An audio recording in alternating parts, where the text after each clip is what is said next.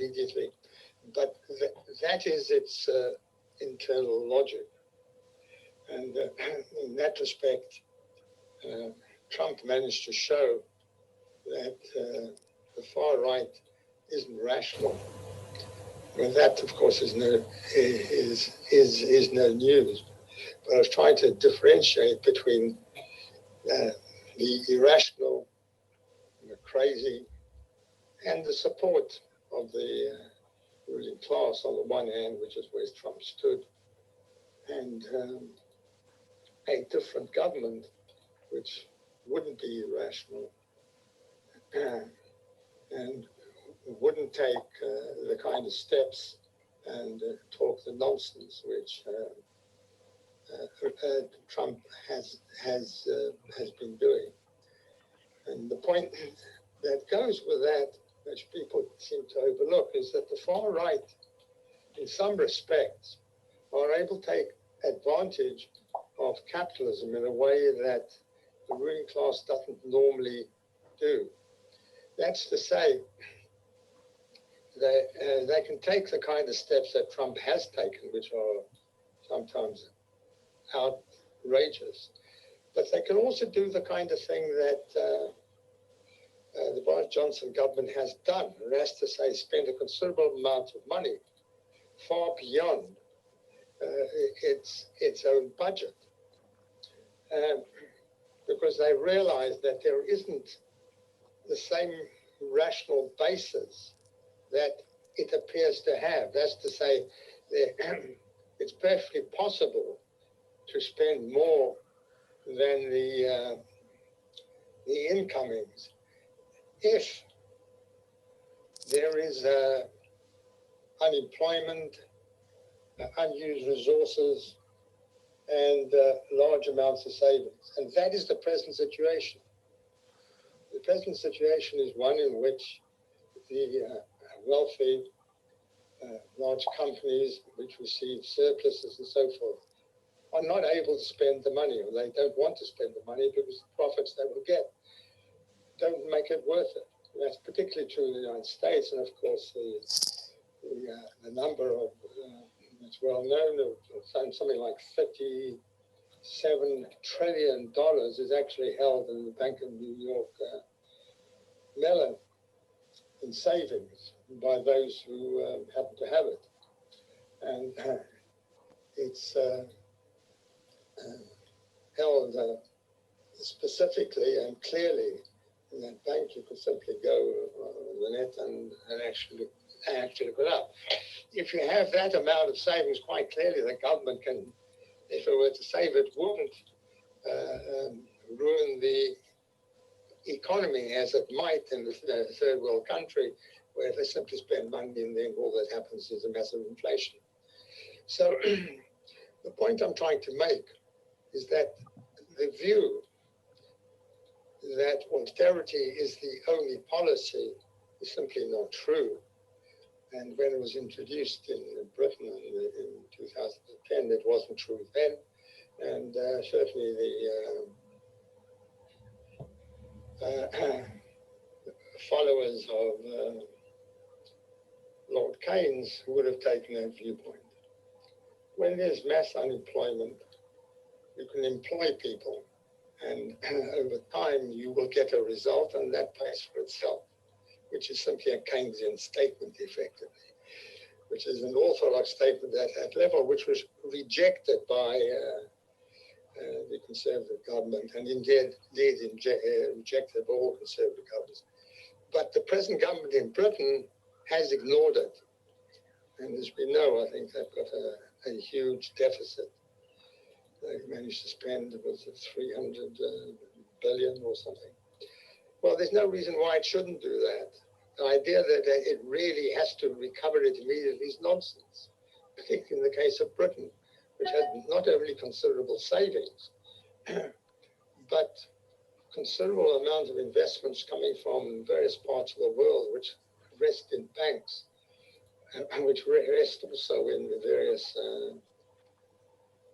islands around Britain, but the surplus of which, or the actual money sent there, actually comes to the Bank of England. So in other words, there is a considerable service. It's perfectly possible to do what the government has done, and they don't have to tax, which is what they are talking about. They don't have to do it. There is, of course, some understanding of this, but there's still I've raised it because there is an argument on the left as to whether what I've just said has any kind of meaning or whether it is possible. But it does seem to be very clear that this is the case. It's perfectly possible in developed countries to spend large amounts of money in maintaining the stability of the system. What I got into this simply because I was talking about the nature of the far right. The far right are prepared to do it. That's what happened. That's what actually happened. They have a rational understanding, or perhaps it's something which they simply adopt. I don't know, but it is a rational understanding. And if you had a Keynesian government, it may not go as far, but it would certainly go much further than the kind of government that we had under in the earlier period from 2010 to 2016 under David Cameron. Anyway, that relates to the question of the far right, and that I was trying to bring out. Of course, that isn't the only aspect of the far right, but I'm trying to bring it out in the case of Britain, because in the case of Britain, we don't have the kind of crazy far rightness that, or at least don't have much of it, that you had in the United States with Trump. It's clear that we are in a situation overall of crisis, in the sense that the ruling class hasn't got a solution for what exists. In the third world, the crisis is almost absolute. Large-scale unemployment, many people going hungry, more people going hungry, and on top of that, we have the coronavirus making everything much worse. And of course, the way it's been dealt with has been very different according to the government. And Britain and the United States have managed to distinguish themselves being among the worst in the world in actually dealing with it. It's not an accident that they both are far-right governments. Well, having said that, I'd like to go from there to an immediate look at the present, as it were. At the present time, clearly the election in the United States is the point of greatest interest and the effect of it. Somewhat surprisingly, the Financial Times on Monday had an article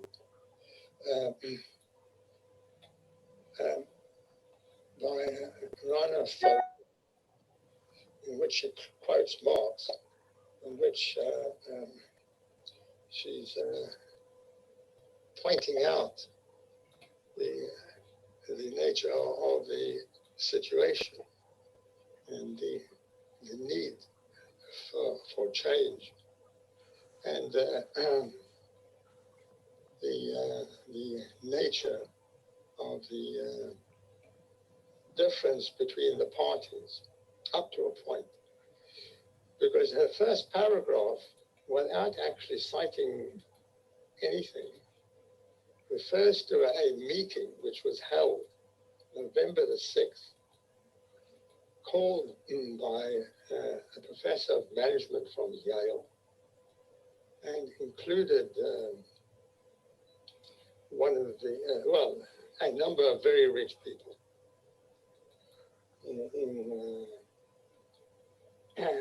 as such that they came in order to discuss the victory of Biden and the failure of Trump. The implication being that the election had been bought, or was a false election, or things had gone in a way which they shouldn't have, but it wasn't legal, etc., etc. So they deliberately came there. Now, these are company executives, top company executive in both senses. They were top companies and they were top executives. It gives you some indication of who the backers, of course, were of Trump, which was the point of the article.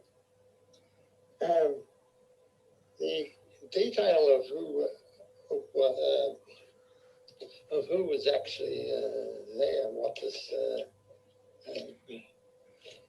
and what this was about it wasn't in the article which I've cited, but was, in fact, in another article in the FT, which gave this detail which I've just been citing.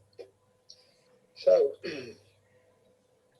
one might have thought that if the left had been simply reporting that the capitalist class had met at 7 a.m.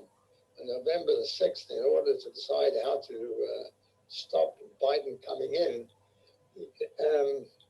the paper would be regarded as purely propagandist and of the far left. And this was the FT.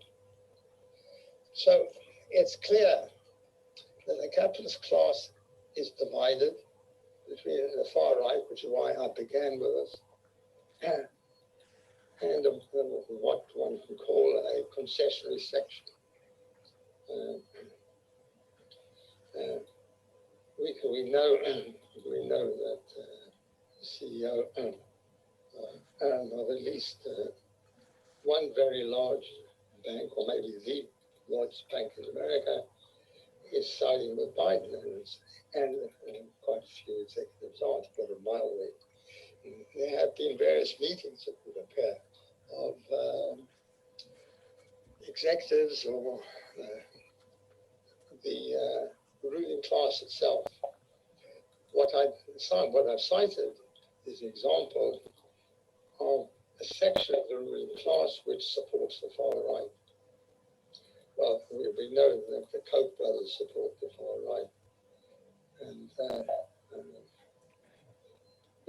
various other people are well known for it as well. It's clear the ruling class is actually divided. The interesting thing is that they are divided because during the Cold War, while they might have had personal differences, they didn't air them to the same degree or didn't air them at all. They felt the system was in danger. They had to ensure that they crushed whatever exists. Why they were doing it is another matter, because the Soviet Union wasn't really a threat, except whether they didn't know that, or they simply wanted to maintain at least the aura of it in order to maintain control within capitalism, because after all, even if the Soviet Union was a Stalinist entity, the system was unstable. However, that was the case, but today it does seem the ruling class is divided.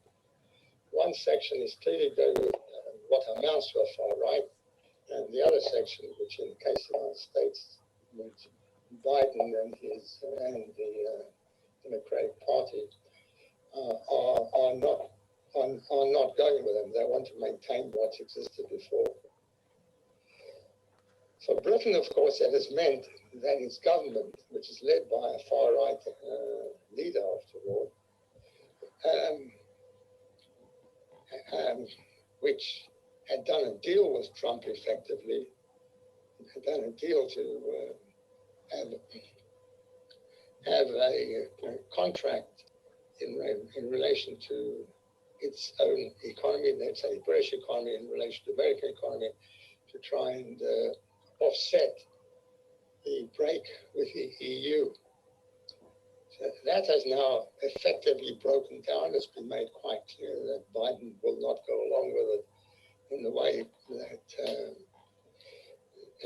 the British government had intended it. It's clear that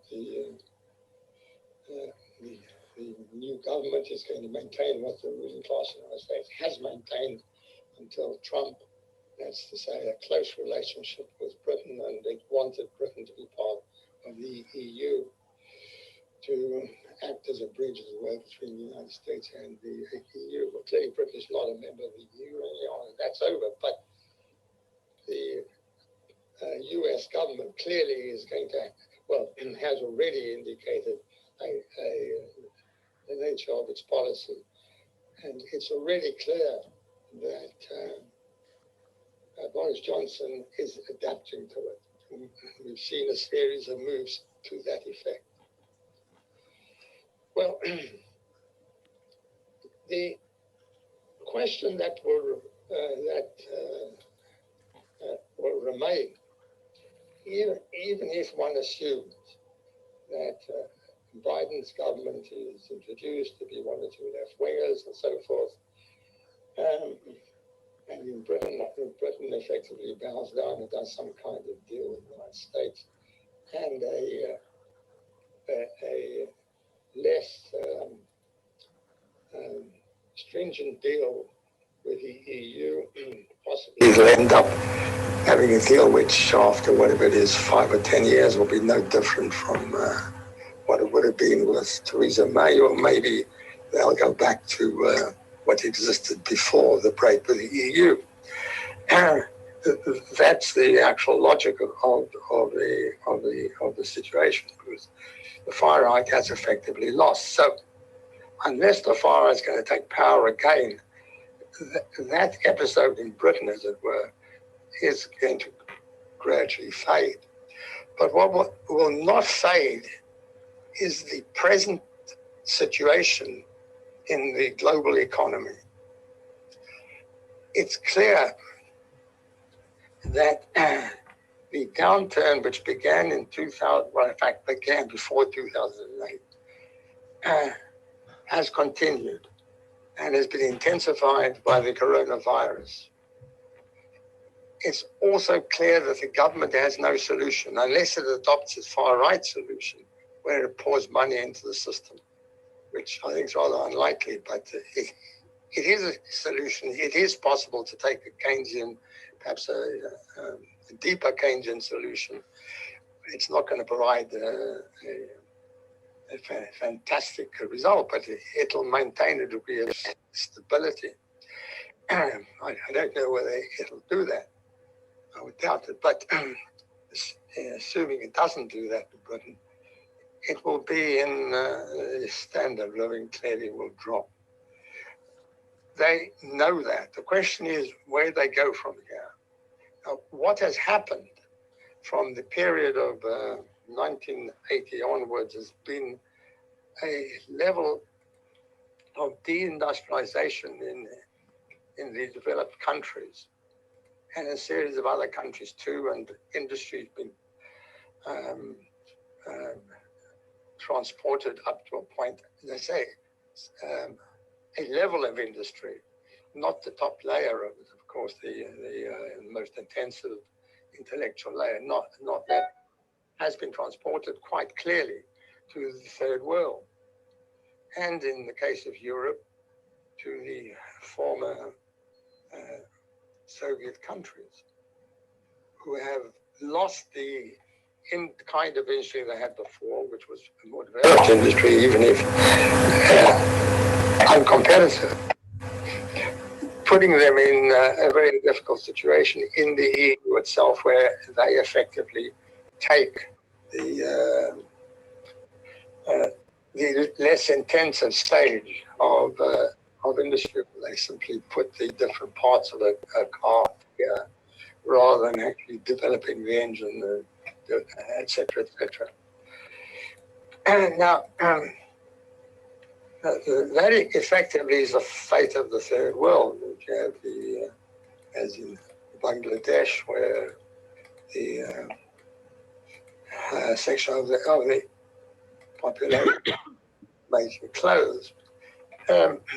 What's happening is, what has happened already has been the de facto export or removal of the section of industry, that's to say the much more the consumer part of the industry, but different sections of the industry to countries where the wages are lower, where control can be higher, etc., etc. That is what has happened. What has therefore happened in the developed countries is that there's a higher level of unemployment, which is shown in Britain, of course, in the north, and has been part of the reason why the Conservative Party came in. Now, they have to do something about it, the Conservative Party. They have to restore industry if they want to have employment there. There isn't some other dream industry that they can find than what exists in the planet. So they have to bring back industry there. And the same applies to the United States. Now, what they in fact are talking about is less the kind of industry that left. Yes, can you speak? We've just had Sunak not budget spending review. Sorry, can I ask everyone else to mute their audio? I try and mute everyone. Go ahead, Hillel. Okay, well, so the logic of the situation is that the developed countries will have to restore some aspect of industry which they have lost, or they may have to find aspects which will replace them. One of them they keep talking about in the United States, of course, has been restoring or building up the roads and bridges which have been destroyed in the past or broken down, which have just been left to decay over the last 50 or so years. And Trump talked of it, but never did it. Well, that's one aspect of the thing that they are talking about. And of course, that could be done to build up roads. They could go for housing on a large scale, etc. But that's the logic of the present situation of where they might go to a limited degree. But what is clear is that they aren't so keen on doing that. They're not keen on restoring higher levels of unemployment for the obvious reasons that they can't control the result. But they are virtually forced to go somewhere in this. And the far right understand that better, much better, it would appear, than the classic ruling class, or have understood that. And for that reason, you did get the Conservative Party winning the election. And the same kind of reason gives why Trump has managed to get support, because he doesn't understand the level of unemployment, disillusion, and so forth that exists in the workforce, which didn't exist 20, 30, 40, 50 years ago. Quite obviously, the switch which came about with Thatcher and Reagan has been the reason for this. Now, the ruling class doesn't want to go back to the period before 1980, obviously. So they're thinking of something near to that, which is what I'm trying to describe. But it's unlikely that they manage to do it because they are held back by their worry that if they have higher levels of employment, they can't then control the workforce. They also don't want to lose money in this process. So it's they are caught in it. Trump obviously was completely caught, but of course Trump did represent a particular section of the ruling class, which is why I began this talk in that form. He did represent, and it does seem that the better off part of the population did vote for Trump. That in general, the opinion polls show that people who got an income below $50,000 a year voted for Biden. So we're in a situation in which the ruling class is in a bind. It doesn't really know what to do. It's split effectively in this situation, where now the ruling class in the United States, which is the central ruling class effectively, not the extreme on either side, is behind the present government of the United States. And one would expect it to influence the governments throughout the world. The United States is de facto the hegemonic power. And as the hegemonic power, it does exercise its influence throughout the world. There's no question that it does it in a way that no ruling class has done before the United States. And not to recognize it is to stand somewhere else in the universe. What Trump was saying was, well, we're in decline anyway, so we can't do that. We simply promote ourselves, as it were. That's basically what the Trump section is saying. Whereas the central ruling class in the United States is saying, well, no, that is really a nonsense. We are the global power, and we have to continue that. The global power isn't an Americanist power. It's not what Trump wanted, America first. It is first and foremost, I'd say the ruling class in the United States is first and foremost a ruling class. And it is first and foremost a ruling class which is based on money, which is based on wealth, which is based on ownership. And this ownership doesn't have to be American.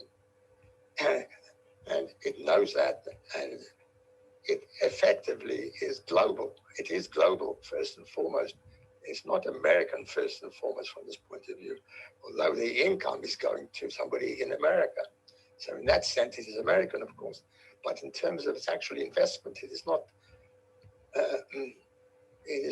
Americanist in the way Trump was. And that's the difference, and that's where they are going. And hence one would expect them to continue and extend the investment in other parts of the world. And in particular, they are investing in China. There's no reason why they shouldn't, after all. It is effectively a state capitalist power, or it's not even a power in the same sense, country. So the question then finally is,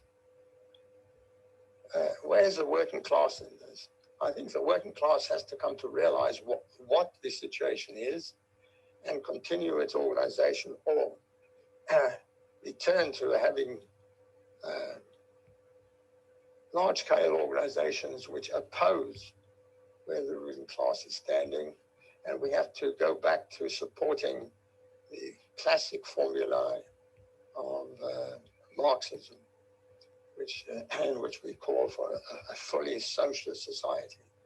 The conditions are there for it, in the sense that social society would provide a high standard of living for all, and it is perfectly possible for that to be done today. Thank you. Thanks very much. Mick, I'm going to ask you to speak, and in the meantime, I'm going to try and see if Hillel can get back online. Okay, so here are.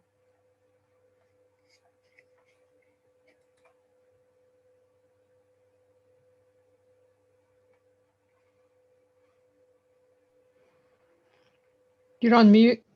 You're on mute, yeah. Okay, I'll try and be brief. That's right. Maybe take a rather different angle to Hillel.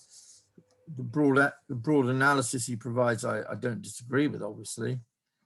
The impact of COVID, as we know globally, has led to the largest economic downturn the world has known for a century.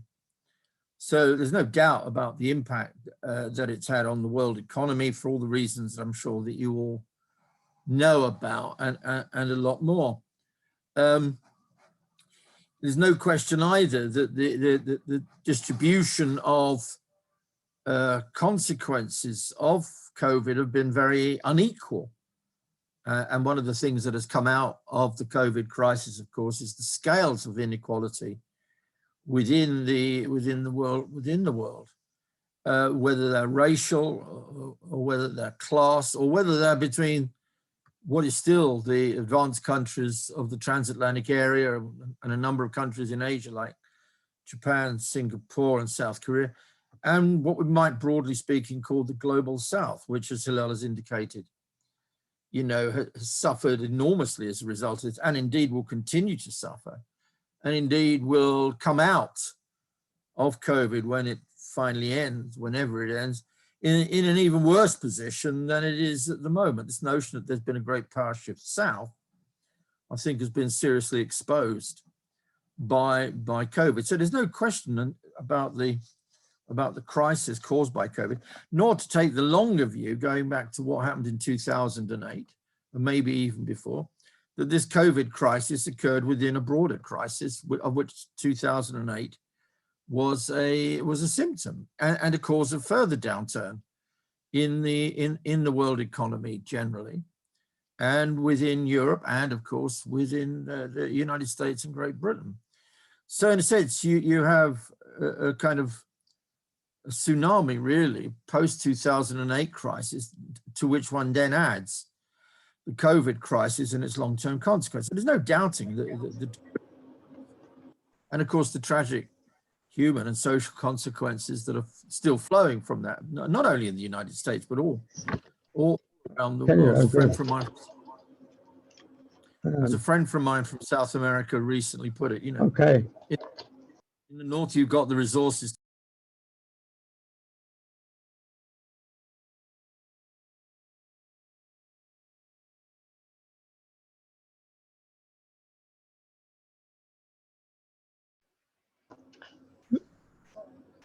Thank you. Increasingly, Mute. Suddenly went. Yeah, I know, Hillel, I think, yeah, somebody put me on mute. I didn't put myself on. No, it's because Hillel came online. Hillel, can yeah, you no, I get that. mute? Yeah, yeah, it's a very nice sweater too. Okay, so that's the yeah. I'm trying to. So that's the general. That is. Can you hear me, Bob? Okay. Can you hear me, Susie? Can you hear me? Yeah. No. Yes. No. Okay. So that's the general situation. The general situation is, as Hillel describes it, one of crisis, which is both long-term and, of course, accelerated by the COVID crisis. That's much so. What I want to suggest, however, I think from the point of view of global capital, the situation may be somewhat. Is this working at all? I'm sorry. Yes, it is. We can hear you. You're fine. It's fine. I just was hoping you'd go back a little bit so that you'd redo what you said when you were muted. Okay, sorry about that. When Hillel came on, you came off, so it's not very long ago. But if you let me just start up from then. I'm doing my best here, you know. Hillel is a kind of disruptive anarchist, isn't he, in this situation? Anyway, what I said at the very beginning, Bob, Susie, and others, once I went off, was in a sense in some broad agreement with what Hillel said. I mean, there's a longer term crisis, which of course was manifested by 2008 and its consequences, which in large part brought Donald Trump to power and brought about all the consequences that flowed from that. It also led to the deep austerity policies pursued in Europe. It led to a deep crisis within Greece. And of course, it led to a whole series of deeper social problems. And then you get, secondly, on top of that, added to that, grafted on top of that, the COVID crisis, which everybody accepts and you can measure it. It's the largest downturn in the world economy for a century.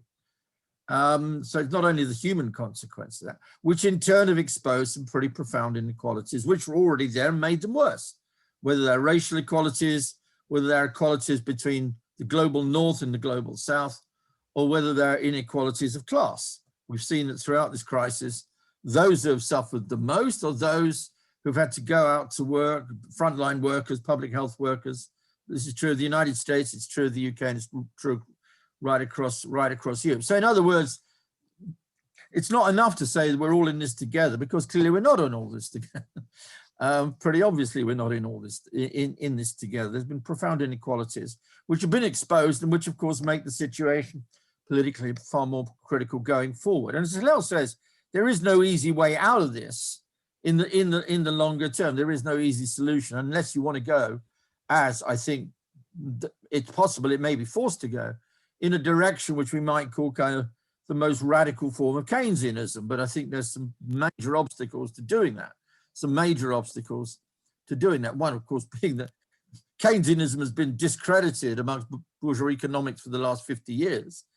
And secondly, it would lead to full employment. It would lead to an expansion of the economy. And that in turn would actually accelerate wage demands, increase worker demands and demands more generally. In a sense, unemployment or recession is a form of discipline. You know, this is not original to say. Marx himself talked about this a lot in Volume 1 of Capital and the role of the reserve army of labor. However, what I want to add, and in a sense, is not to dispute the general analysis, which I've just outlined, which builds on what Hillel has said. But to add, I think, looking forward, I think there are various things that we've got to take account of if we're to be fully in control or thinking about where we are moving.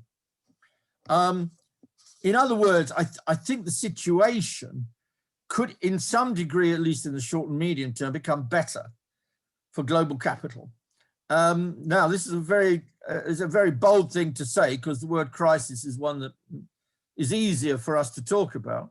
But I kind of want to suggest it's not to deny the crisis, it is to suggest that within that broader long-term crisis, there are certain things that are happening which actually have some positive consequences, you know, for global capital. One is, of course, that the situation caused by COVID and then the knock-on effects of COVID has led to a major restructuring of the workplace. It's led to a major restructuring technologically, which has actually meant the costs of employment have actually gone down considerably. And I'm certain, listening to what is being said right across the world, particularly in the United States, but over here, that we are not going to go back to a normal kind of workplace situation. I think that does work towards the advantage of capital. I don't think we can discount that.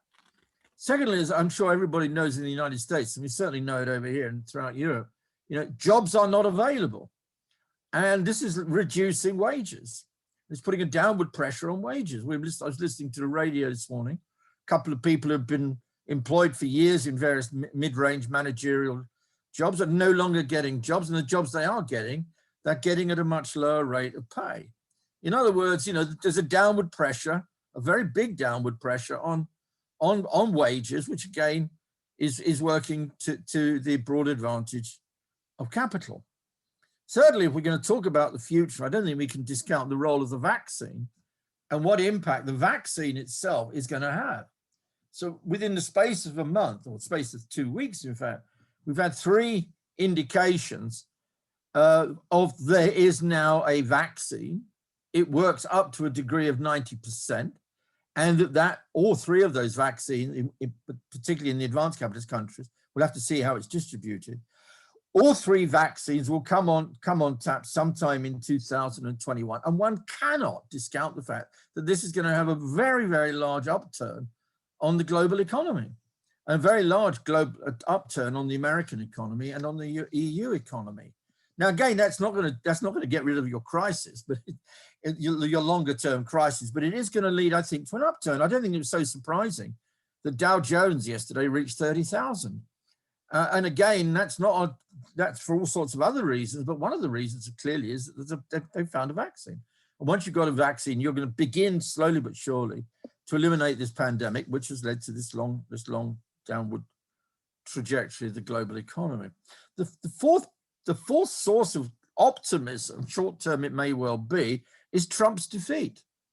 Now, it's quite true, as Hillel has pointed out, that within America itself, and indeed globally, I mean, you know, Trumpism, if you're going to call it that, populism, if you prefer the term, I don't know what term to use, has clearly, you know, exploited a deep divide within ruling classes around the world.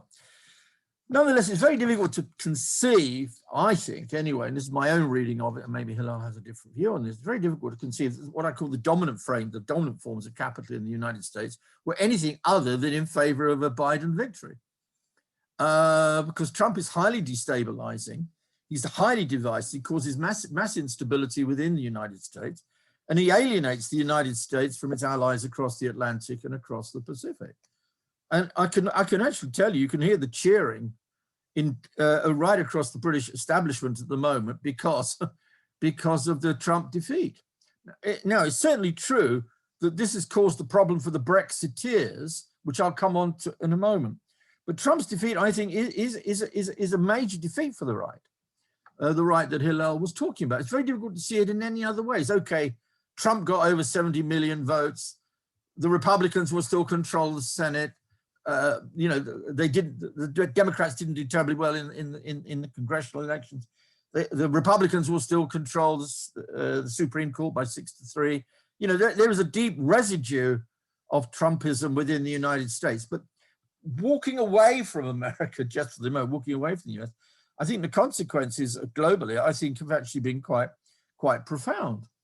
And I think they're going to have a very, very big knock-on effect. Certainly, taking three areas. One, in Brussels, the celebrations haven't stopped about Trump's defeat. They really have not, because Trump was out to destroy the European Union.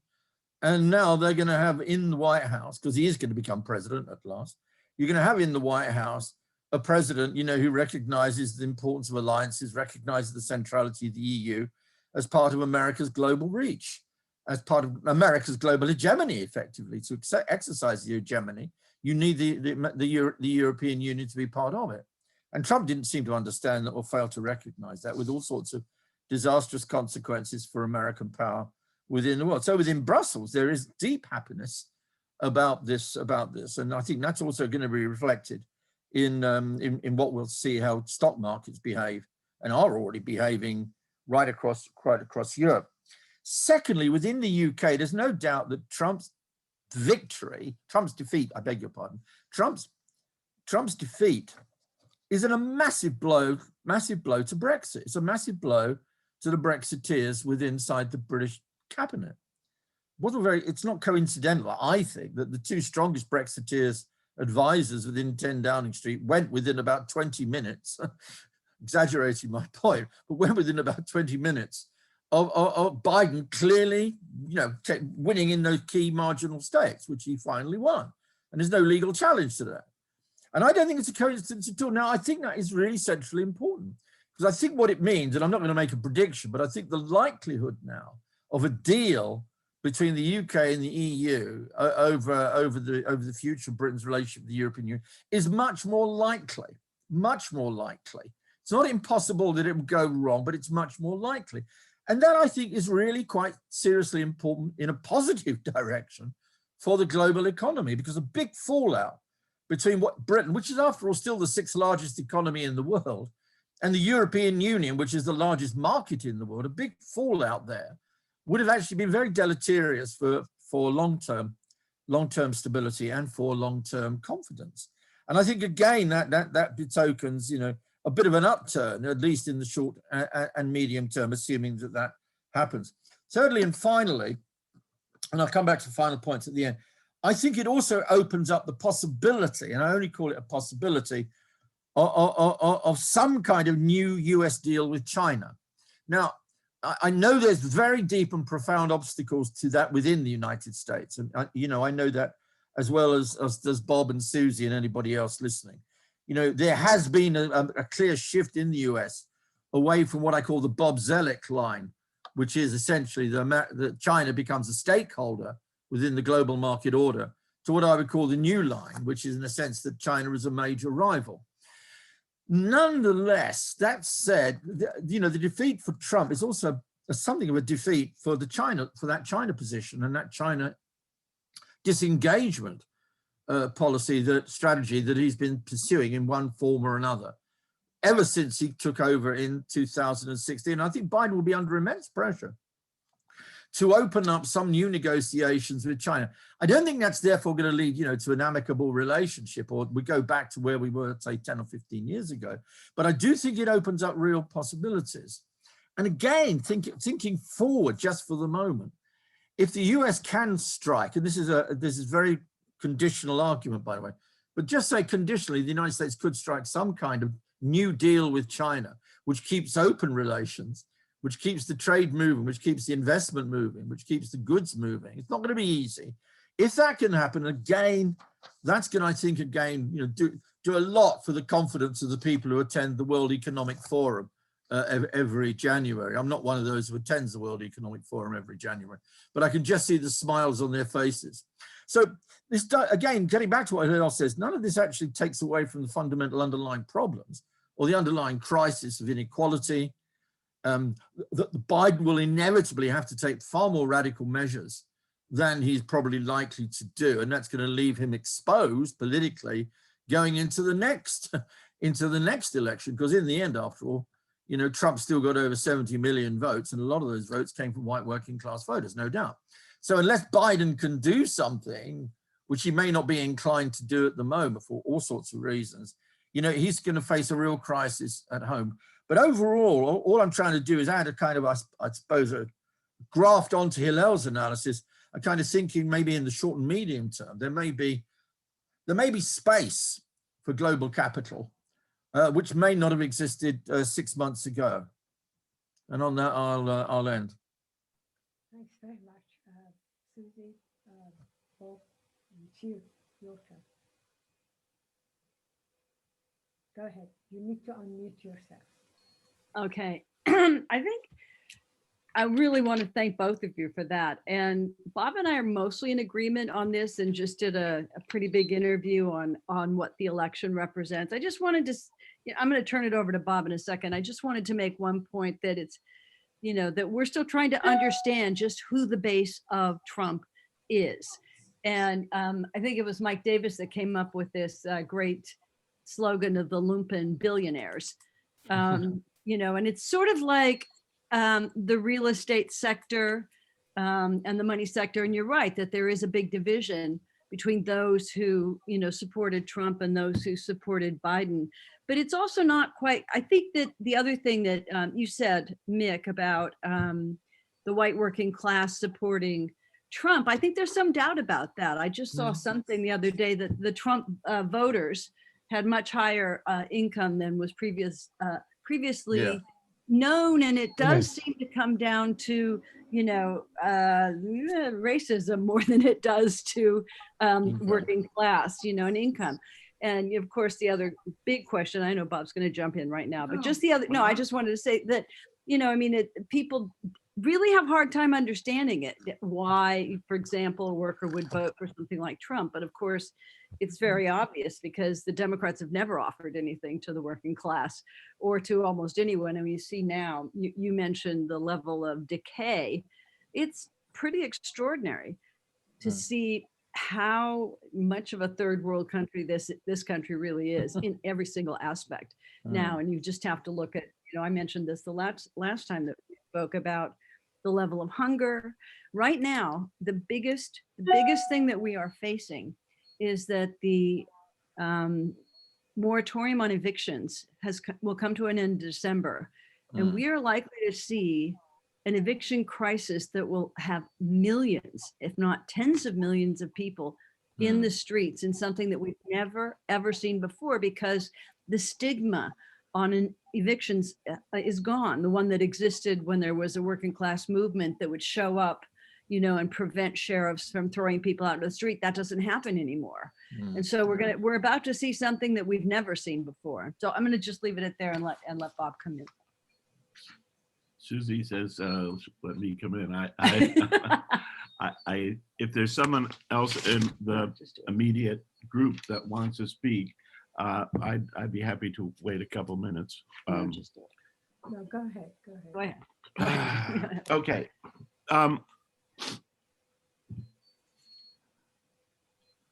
I think, I mean, I agree with pretty much what Hillel and Mick said, and I think it was well put. I think I'll try to make a few comments of a very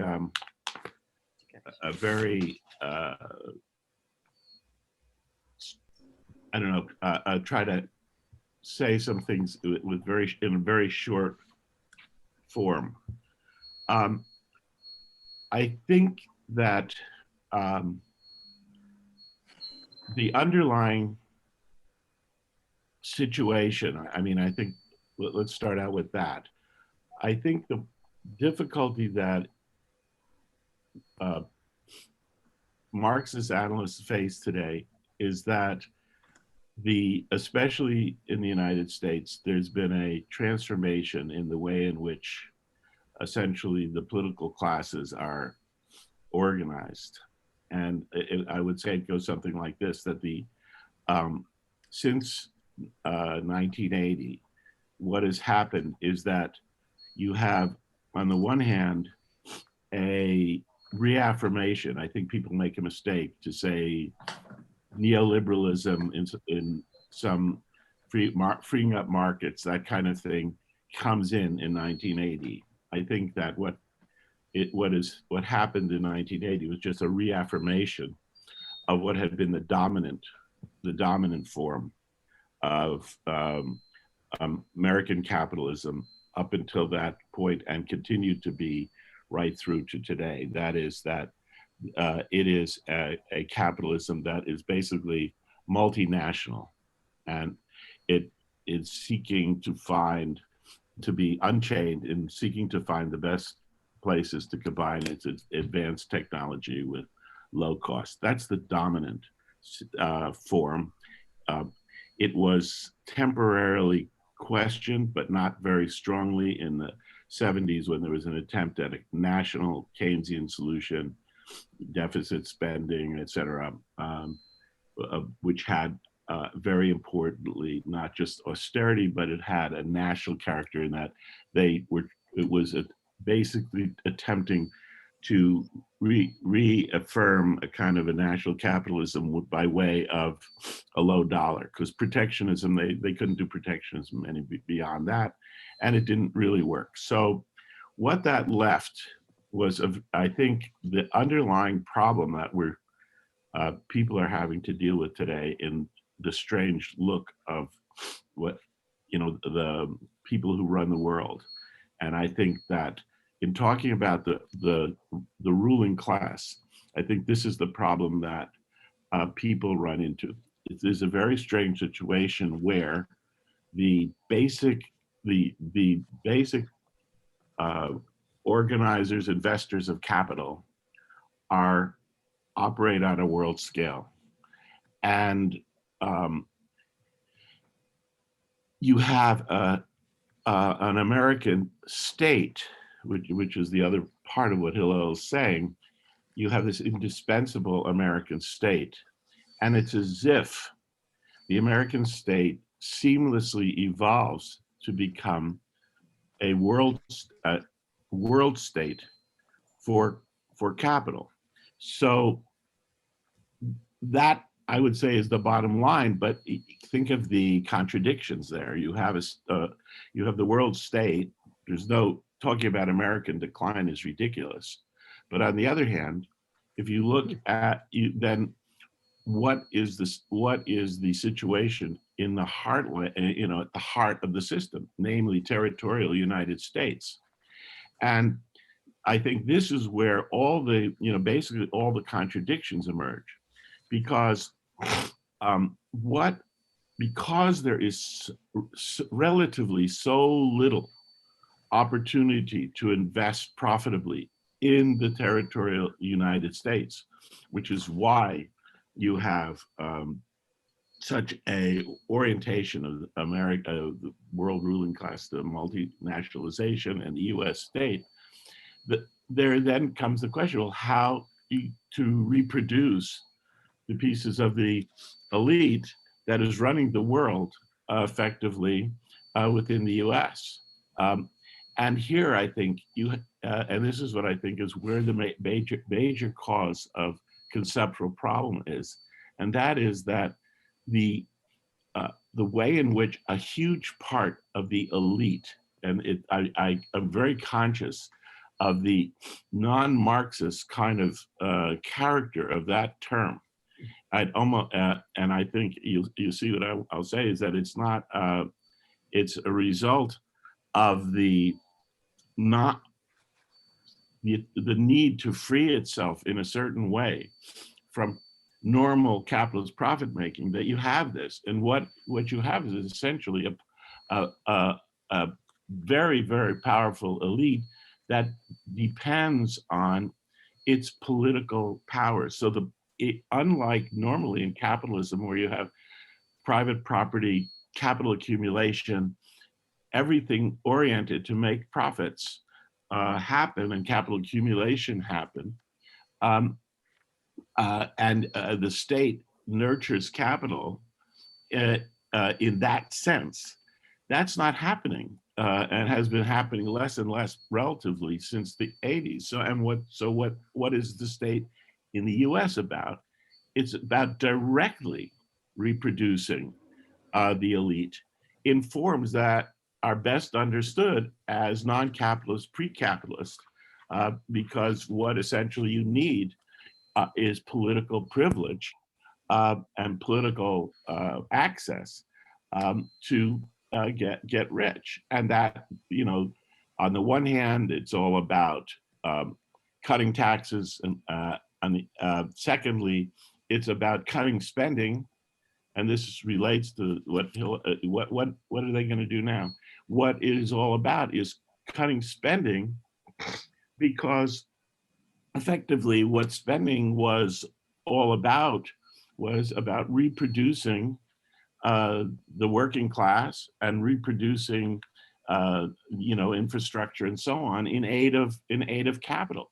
If capital accumulation is understood to be happening much less or very restrictively, it opens the way to cut spending on this in order to increase, in order to reduce taxes, leave more in the hands of the elite. So you have that as the fundamental, I think, surplus difference in how the surplus is dealt with. And then secondly, it's all about sectors that are essentially politically captured. So first of all, politically supported and then politically captured. In other words, I would say, for example, finance, Wall Street, has very little to do with, it no longer has much to do with production. It's not about supporting capital the way it was historically, and it was in the U.S. through the post-war period.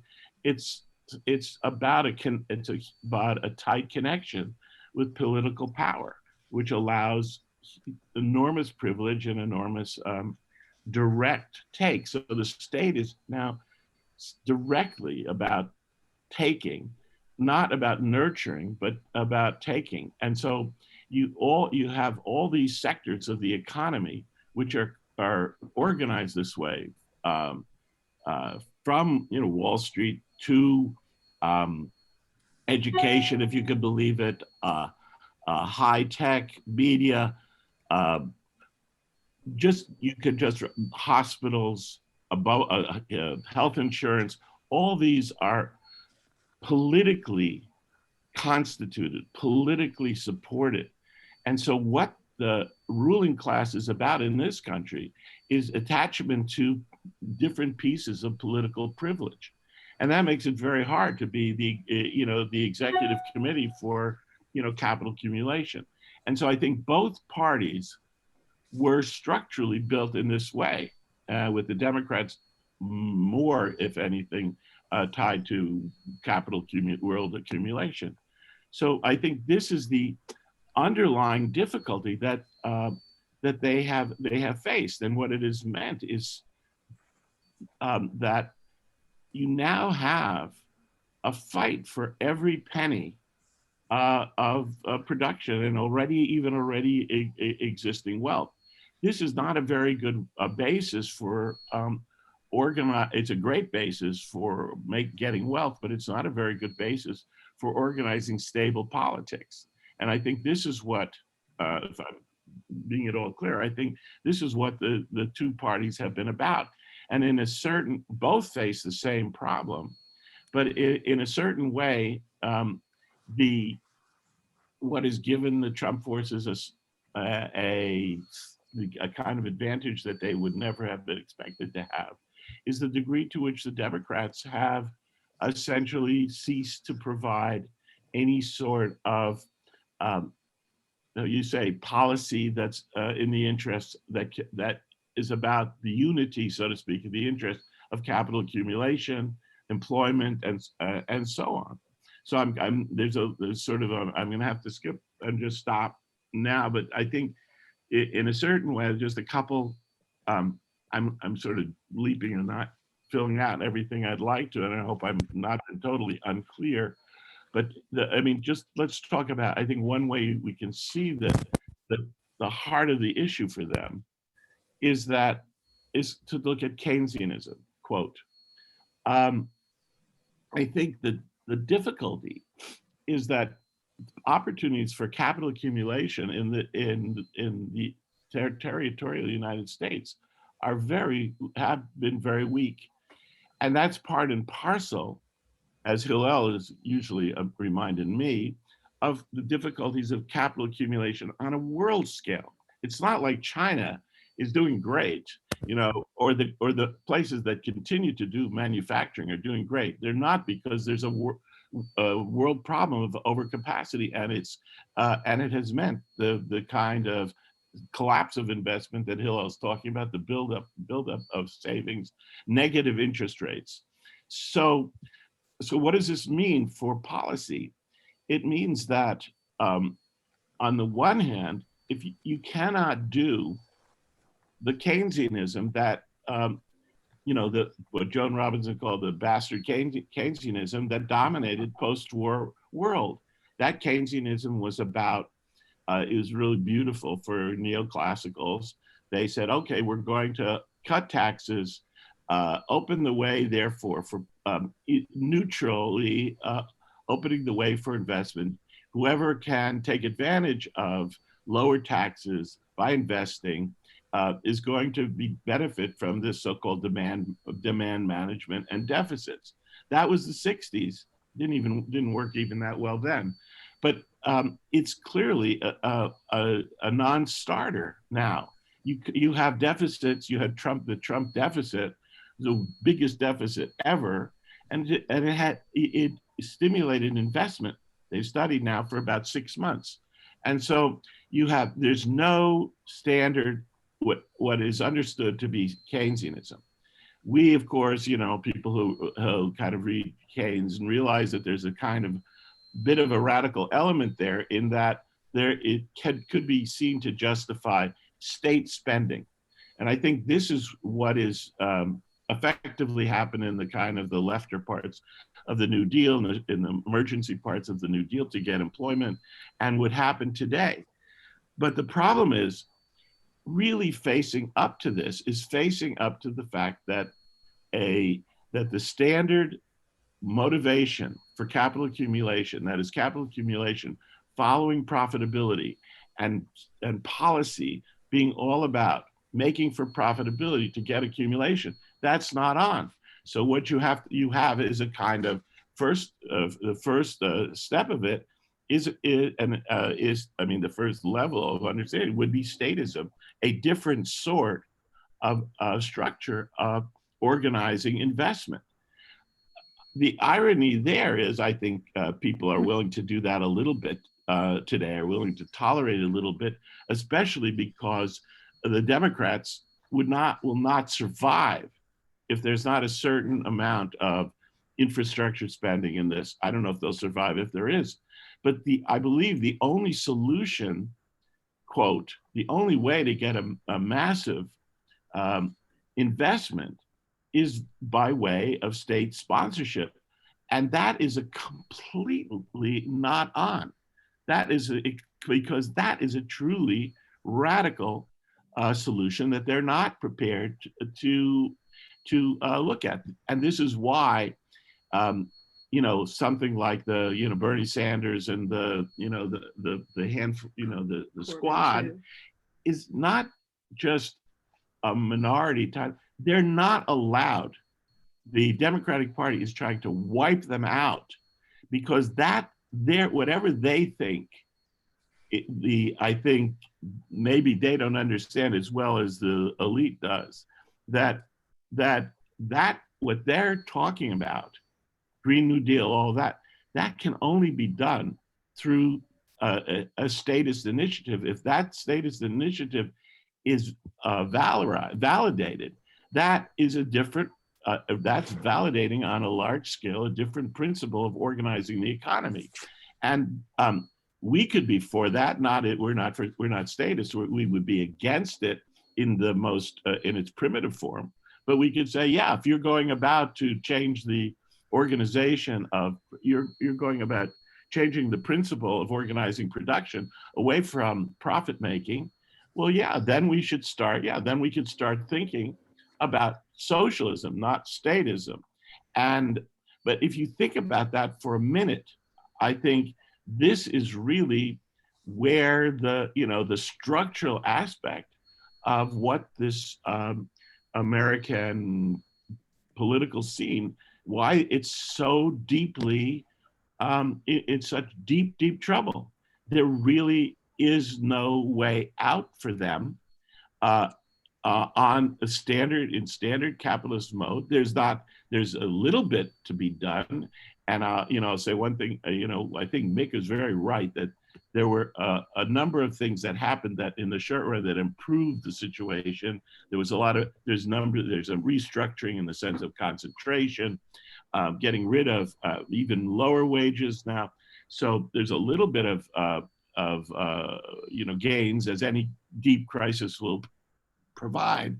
But in general, the way forward, given world overcapacity, which has not been that much stopped, is not through profit, not through profit-oriented production. And this is what, when Hillel talks about all that money in New York, what is it, New York Bank, Bank of New York. Bank of New York, the flip side of that is the interest rates ever more below zero, meaning that people who have money are willing to, park their money at below zero interest rates because they think things are likely to get worse. So if you take seriously, which I think that the handful of people I know here do, that the structural crisis is if anything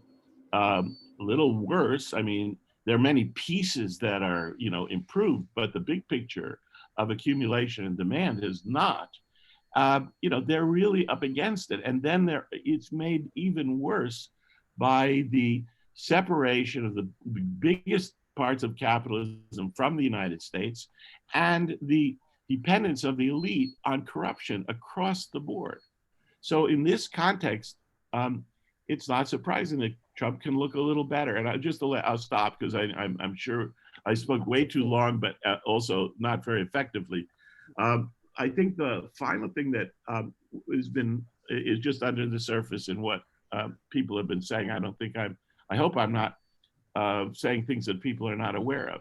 This has not been a bad, if you were a normal political party, far-right political party, which the Republicans are, it was an excellent result.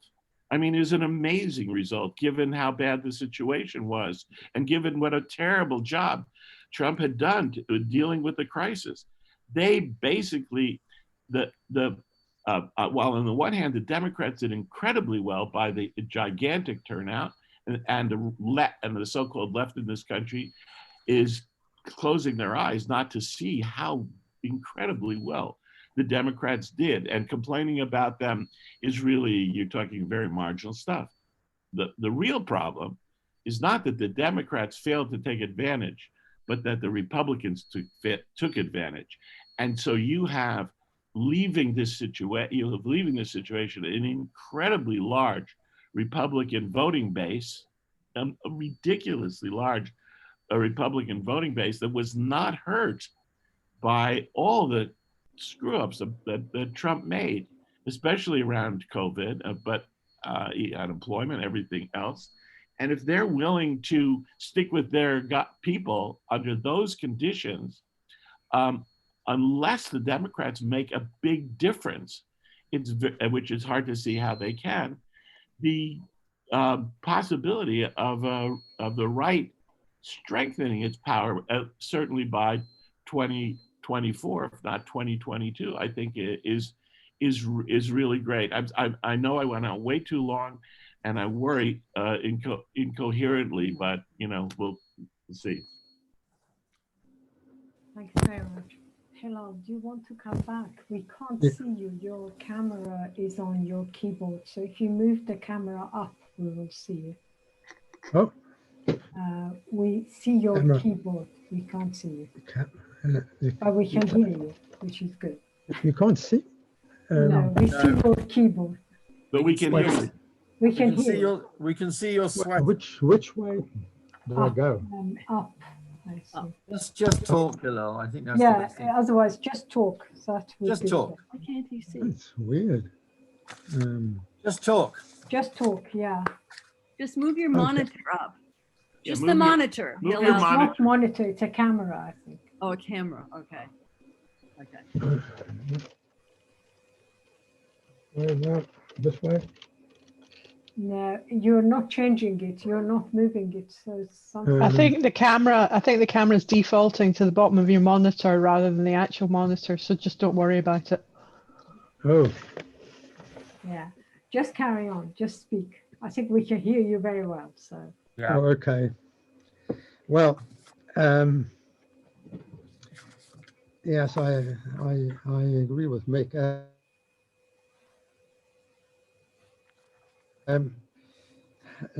Bob has brought up a whole series of important points which ought to be discussed. In fact, ought to be discussed quite separately, because what he's saying is effectively we're in a particular stage of either capitalism or the transition period. Since I would say, following Trotsky, we're living in a transition period now. So I would expect many of the things that he's talking about to exist one way or another within the system. That's to say, you would expect, if we are in a transition period, that the profit motive would have a series of compensating, but that's what you'd expect. After all, in this period, we've seen the state grow. We've seen the importance of taxation grow, etc. So I understand Bob's point, but nonetheless, I'm not certain that I would go the whole way that way. The usual discussion when we come to talk about what happens to income, profits, whatever, is to then go over to the importance of finance capital itself, which of course separates itself off and has its own history and development and form of action. And I think one would have to go through that and show what it's actually doing. I think that would be very much part of any kind of discussion of this kind. I can't say that the profit motive has descended to the level to which Bob is talking about. There is the present situation in capitalism is not necessarily the permanent situation, as it were, in the next period. It came about after 2007 and 8. We have a permanent downturn because the capitalist class can't find a way out. So we're in this situation. And the fact is that if one looks at the financial system, what you have is these three big firms, BlackRock,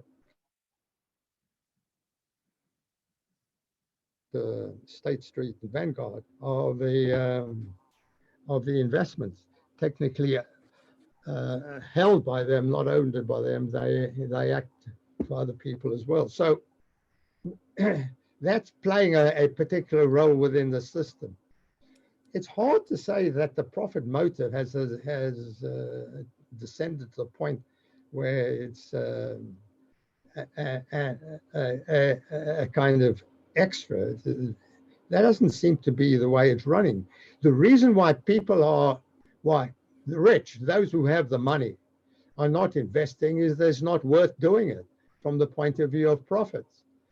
They are not going in for anything else. In fact, effectively, if you have $37 trillion simply sitting in a bank, they're not going in for anything at all. They're simply leaving it. They can't find something. And it's difficult for me to actually see why people would be trying to get jobs in this particular kind of way that Bob is talking about. The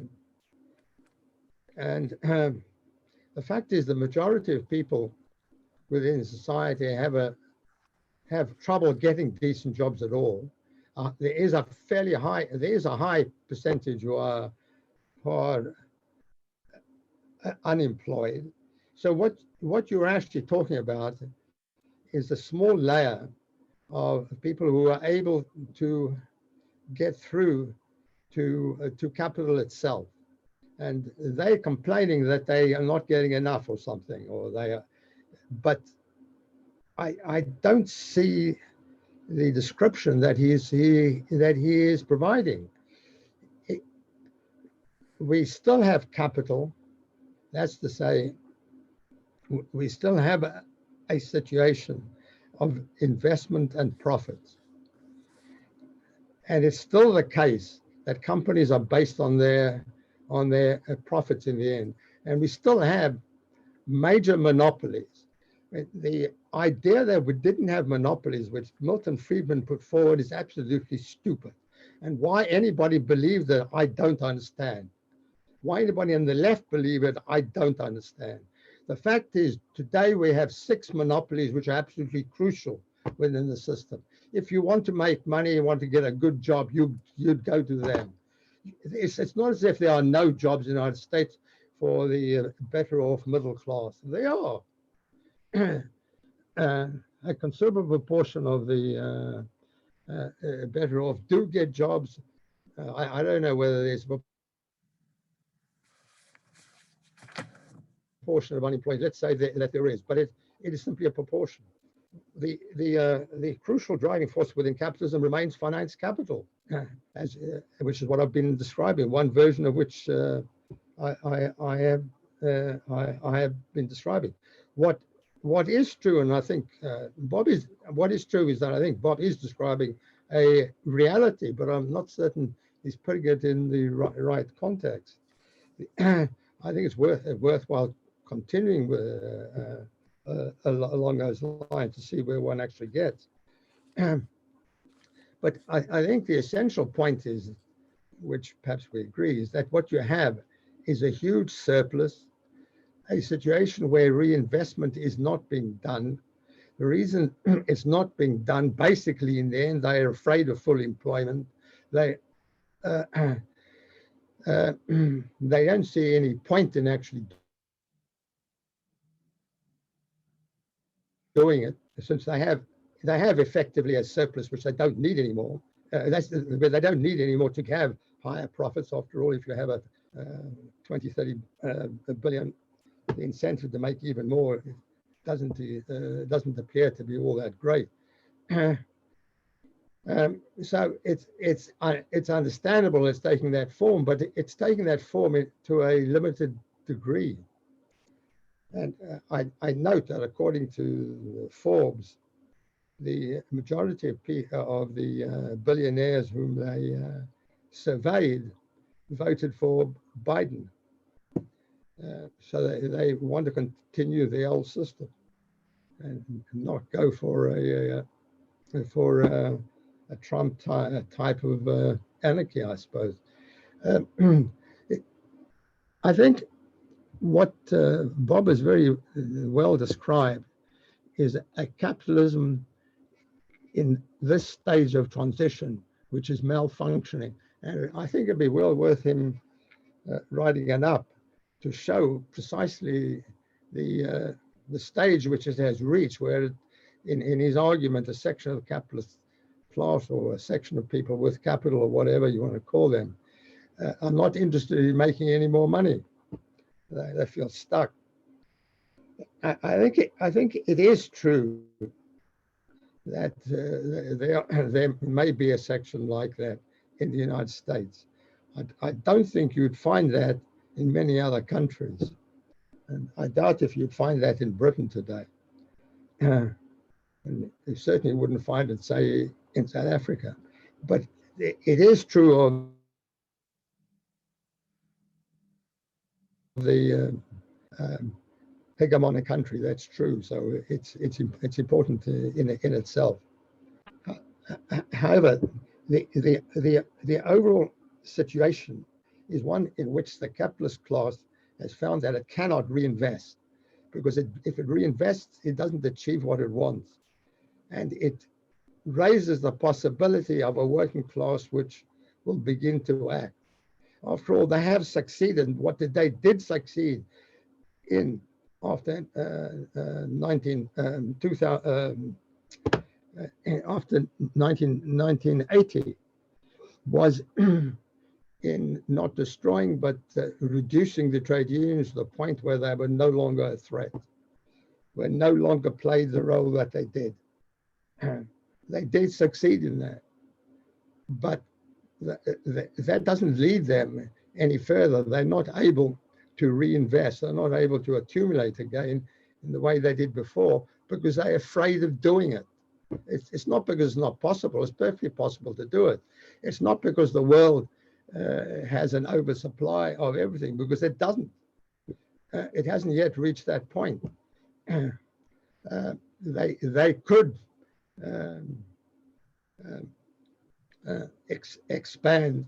The rate of profit might go down. The rate of profit in the United States is high. You compare it to other countries, it's high in relation to other countries, and it's high in relation to what you might expect given what actually exists. What is between 8 and 12%. So it's the interrelation is complex, but the main problem is that capitalist class is afraid of expanding. It's afraid of expansion because it's afraid that the working class will be compelled to act after a period of time. It knows that. It knows that it's unstable. And at the same time, they are conceding. After all, during this downturn, they did actually pay money to workers in order to survive. They didn't pay enough, and they didn't pay all of them, but they did something like that, which they had never done before. They are worried. I think that is true.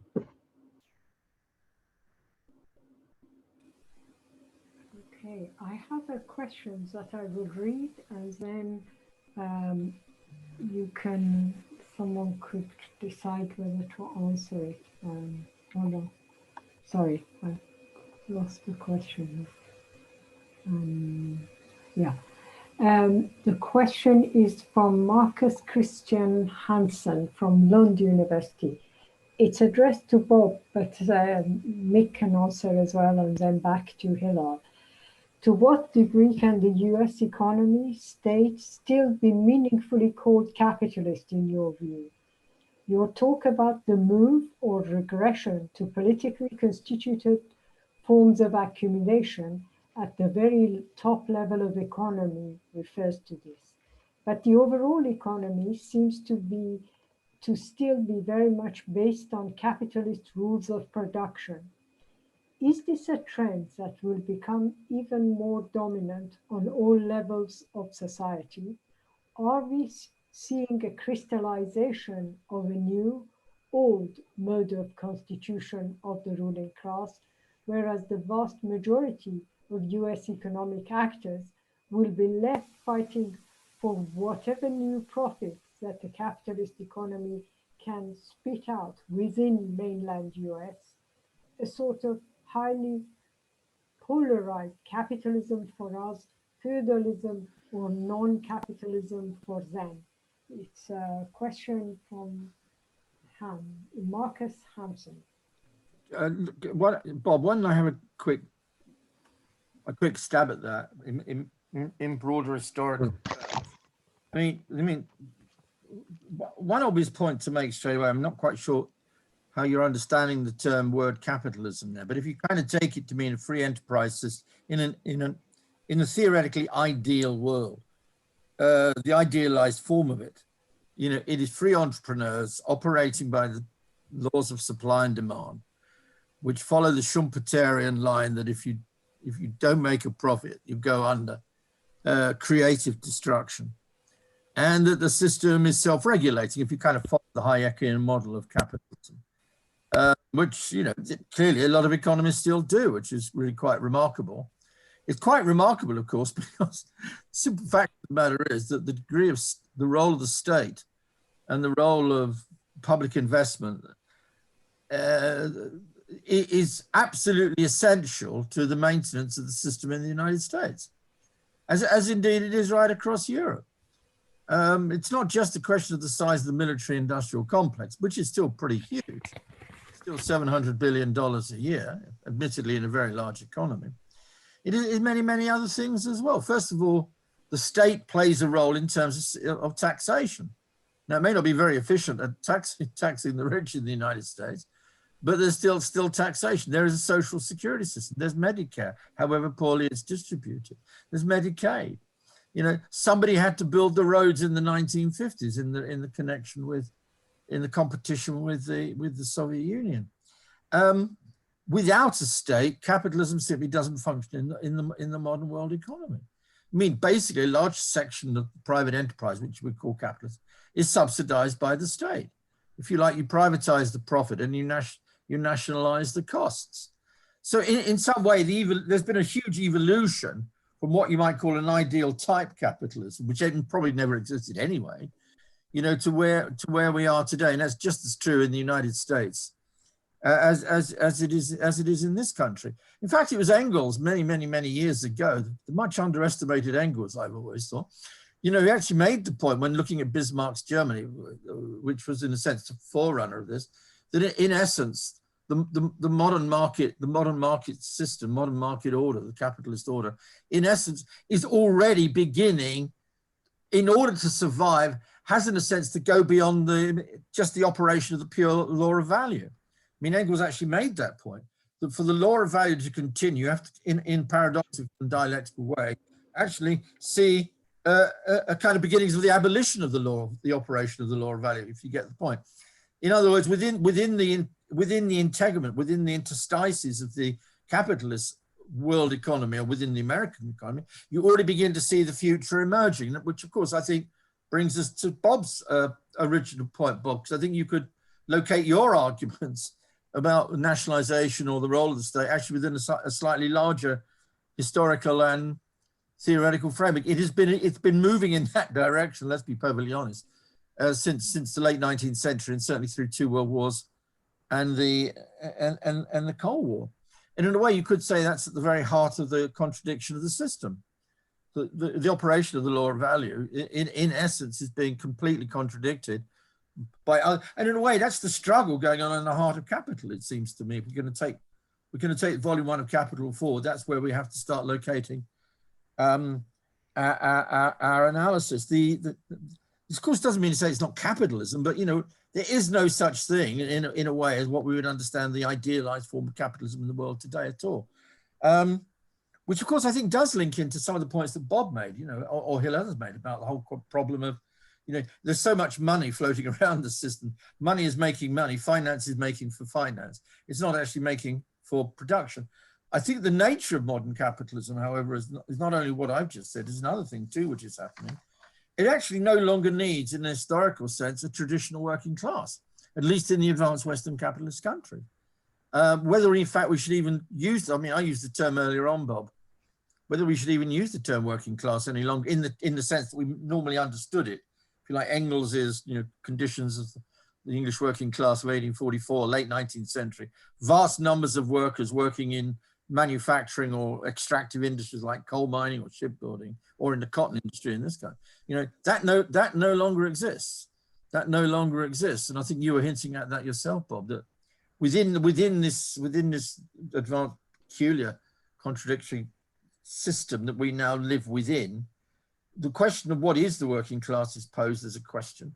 The question of what is the working class for, and does capitalism in some senses ever need one any longer? If it can export capital, as you said, Bob, you know, to China or to low-wage economies in Mexico or all over the world, what does it need for? Which of course then raises huge social problems, but it creates a social crisis within the advanced capitalist countries. And that's what we're witnessing. And that's what Trump played on, of course. That's exactly what Trump played on. It was Danny Roderick over 20 years ago, actually, who made this point in a great book in '97 on globalization, which said, well, advanced capitalist globalization, Danny Roderick put it, will lead to social disintegration.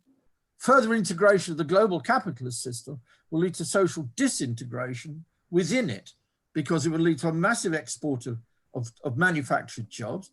It will lead to a de-skilling, a kind of an old problem within capitalism. Go back to Tressel. You know, it will lead to an increasing disaggregation, essentially, of the worker.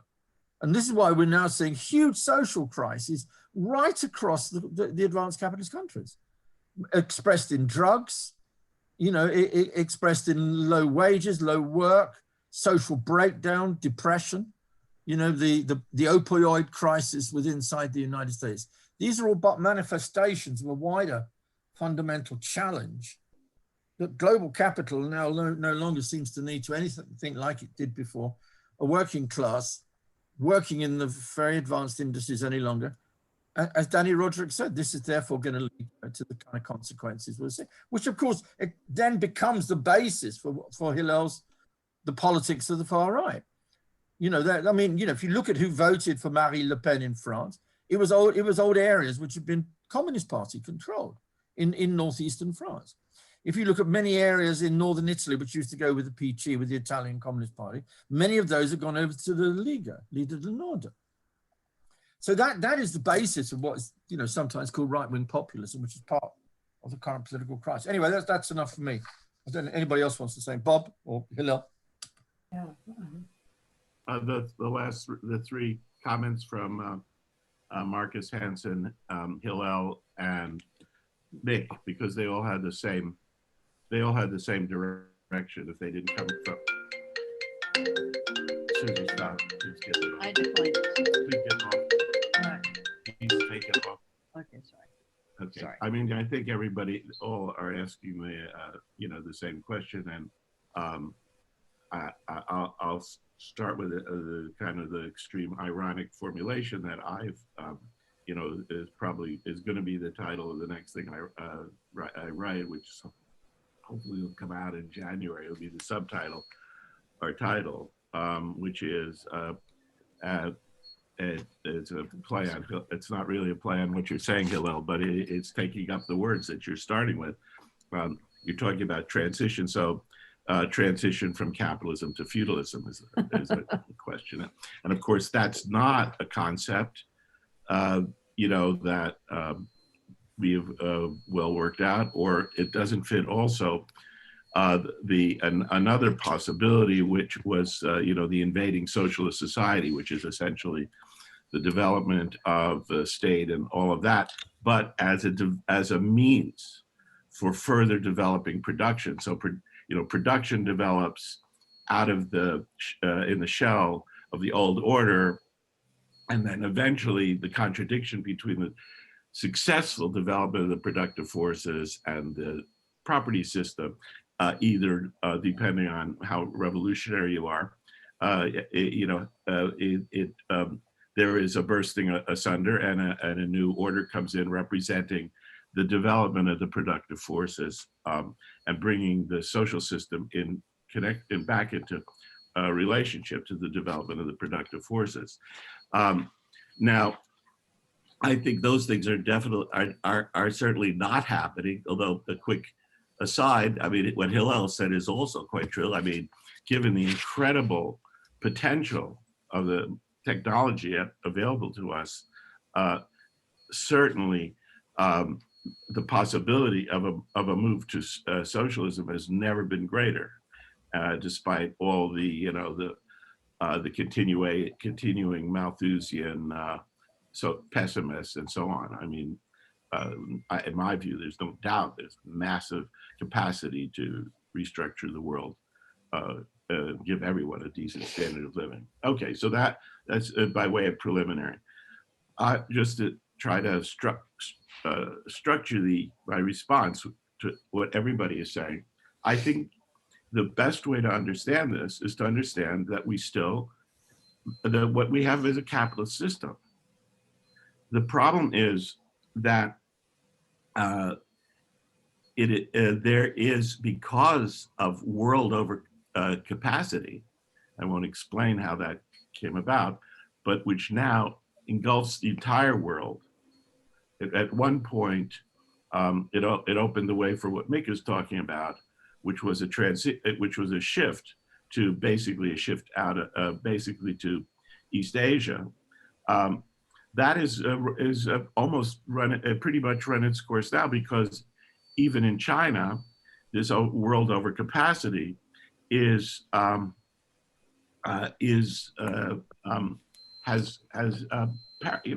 paralyzed that system, or engulfed it in profound crisis. So I think there is nowhere that effectively is escaping this. I mean, you could say it's really kind of interesting that a place like Vietnam may be escaping it the most, but it's a tiny part of the adaptation to capitalist crisis there. But still, I would say the bottom line is that this is a capitalist system. So then what next? I want to say first that the problem is that you have a capitalist system which is based on profit making, standard old profit making. The difficulty is it's very difficult to make a profit in the standard old fashioned way. And we saw a long stretch where the way it was heavily done was shifting to to low wage sector, world, culminating in China. But as I just said, that's not really on. So, but it's also the case, as I think Marcus Hansen or as Mick said also, that look around, where you're still getting capital, that we're still getting employment, et cetera. But where we are getting employment in a private manner is by means of adaptation to the problem that has not been solved, which is the difficulty of making profits. So what people, the private units, so much of the private units still in operating are being supported by a world working class, desperately marginalized, and is basically competing to lower its wages, lower its conditions, so as to be able to not interfere with the profit making of those firms that are still continuing.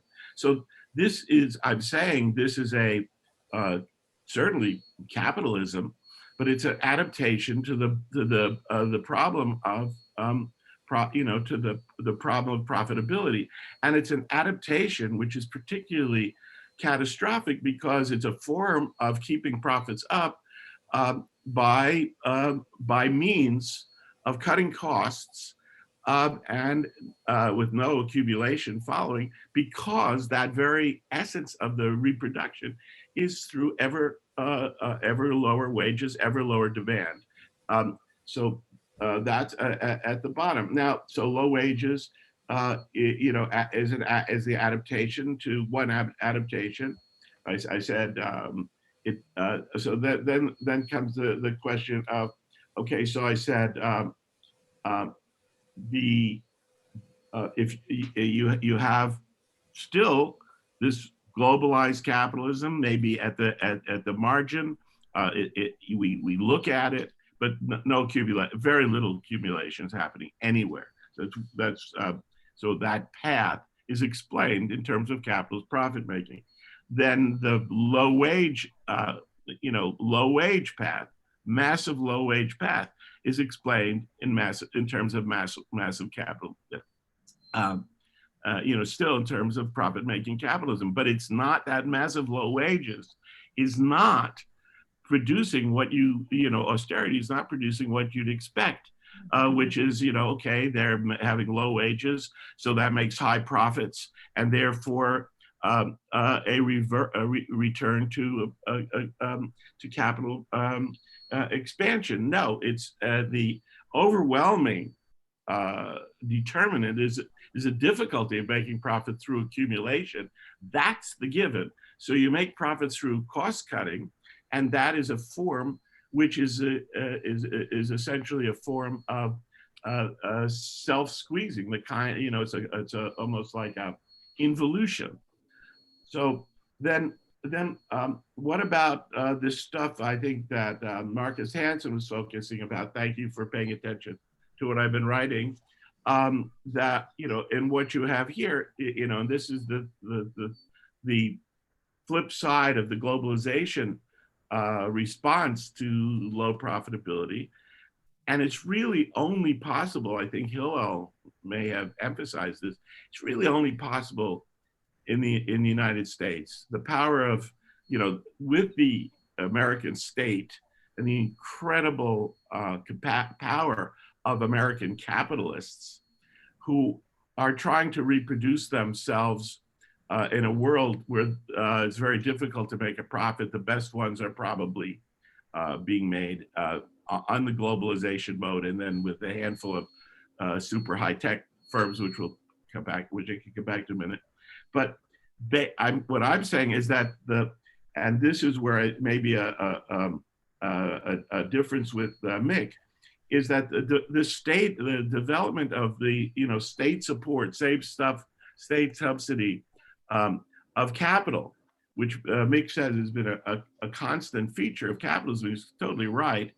But in this period, what has happened is that two ways to see this.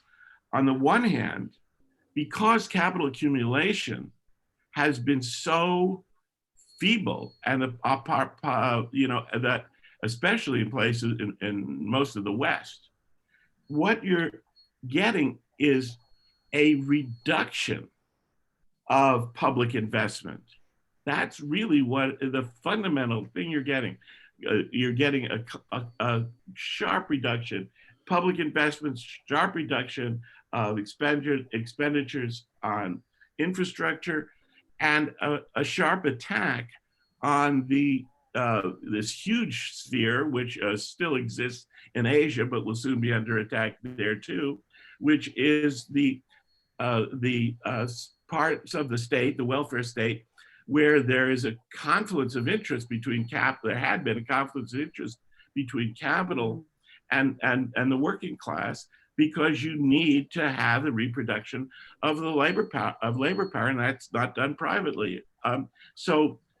But the problem is, because capital accumulation is slowed down to such an extent, what has been widely recognized is that we don't need all that crap of this in the United States of supporting the reproduction of labor power, because we're not interested in capital accumulation all that much. So I think that's the overwhelming side of the public sphere. It's contraction of that. And in the United States, there's no limit. They're trying to get rid of Social Security. Far from if this was a normal, this is still capitalism, but it's a normal capitalism that can't make profits. So it doesn't need supporting the reproduction of labor power. So this idea of Medicare for all is a utopia. And it seems like it's saying that it's a utopia, but in this country it is for the time being.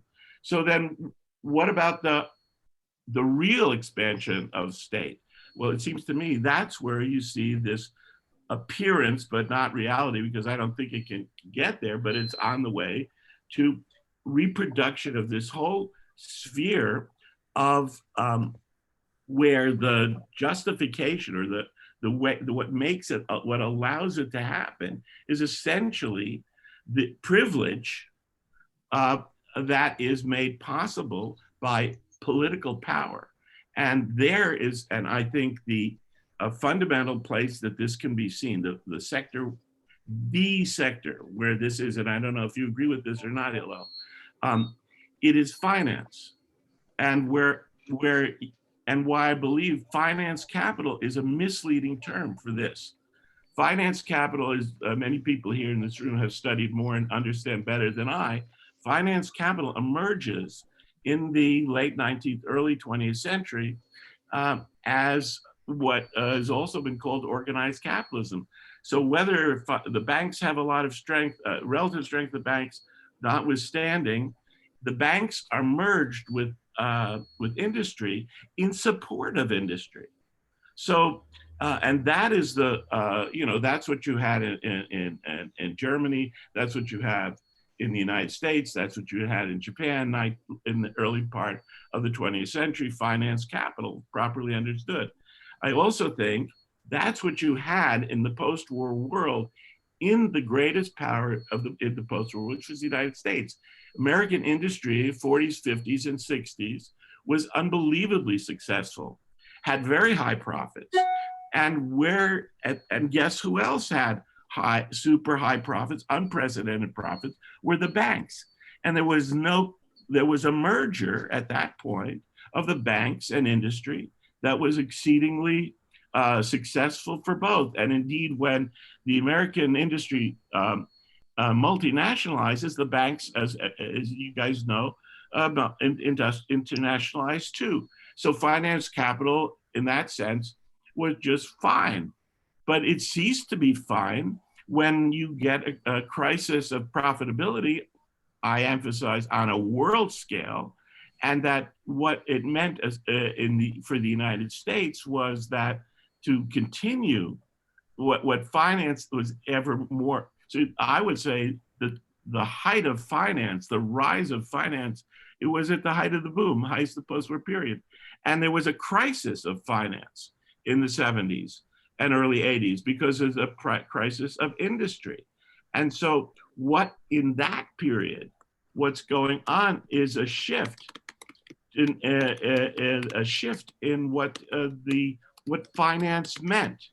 And now finance becomes this parasitic, gigantic parasitic form in which essentially the ultimate assurance of these great financial institutions is political.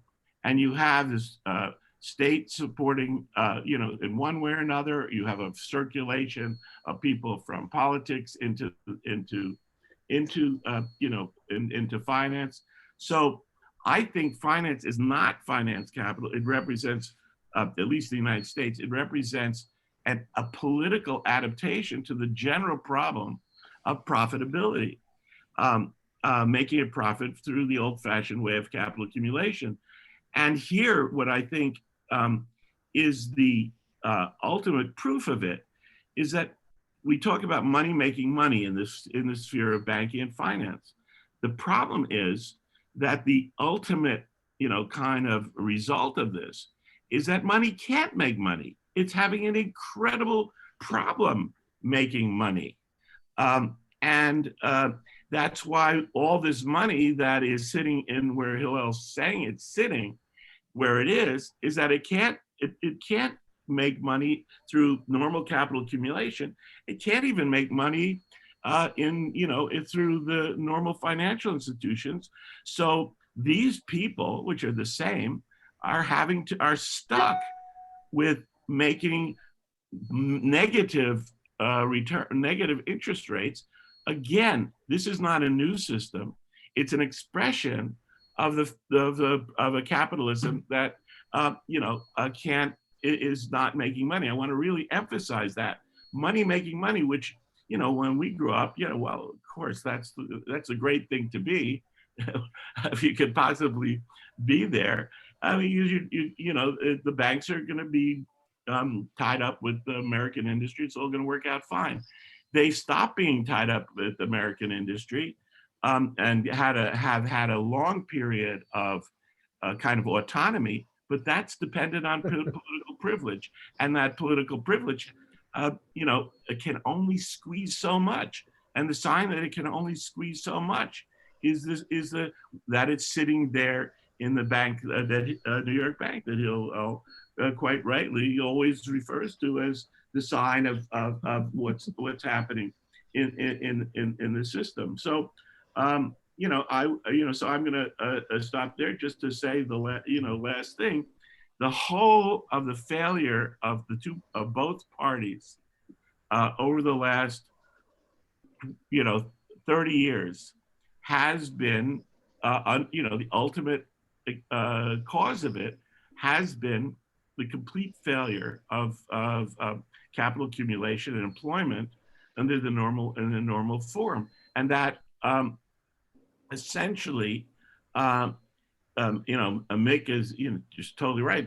Think of the working class that's being created, a working class that is sick and dying. And in a sense, where it's really found is in the heartland. The Republicans have dealt with it a little bit better that's a whole nother story. But the Republicans have dealt with it a little bit better in certain respects, the white work through MAGA than the Democrats, because they've had they've had this white male racist option. So I think you have this incredible gap between what the political system can or is even considering offering and what's needed for a political solution today. And that is manifested not only the catastrophic failure of the Democratic Party, the relative success under these circumstances of the Republican Party under Trump, and the kind of incredibly promising program of, you might say, the extreme left of the Democratic Party, which is completely out of it. I mean, it is completely banned from being in politics. But if they would face up to what's needed, they have an even more radical solution, which is socialism. It's now in a kind of hazy status Keynesianism, but what they might as well say is we need socialism. And so I think, that's where I'll stop. But it seems clear why both the ruling class and the working class are in such a crisis, because the retrogression that we all, those of us in heterodox Marxism have long believed was, justifiably argued for, is now here in a way that I myself, although, I thought these things might happen, never really thought they'd happen. Michelle, I think. I've got a question. Sorry, I've only got a few minutes because it's evening here. So are you sure Keynesianism is over? Because it seems like the thing that keeps coming back from the dead, and right at the moment they're calling it, and they're having a battle over over it, and it's called modern monetary theory. Mm-hmm. And it's raised over and over again in the Financial Times and in The Economist and in The Guardian. You've got Stephen King saying no, you've got Stephanie Kelton writing a book about it, which is very popular, and so on and so forth. Can I just say one quick thing about that? Because I've spoken. Oh, I didn't know if she was finished. No. I'm sorry, Michelle. I thought you might have. So that was my question. I suppose it's partly for Mick, because Mick has quite clearly said that he thinks it's well and truly over. Well, let me. I just come monetary system on MMT. Yeah. I think there was a fantastic article in the Financial Times that attacked the modern monetary system, modern monetary theory. I won't go into the details of the critique, which I was somewhat sympathetic for, even though this guy's a complete supporter, completely orthodox right winger. Yeah, I think it's Stephen King who works for HSBC. However, HSBC. Yes, he does. Exactly. Yeah. Did you see that article, Michelle? Yes, and that's what I'm referring to. He said, yes. Can I say something? So he said it doesn't work. It's terrible. And then what he did. No, Bob, stop, Bob.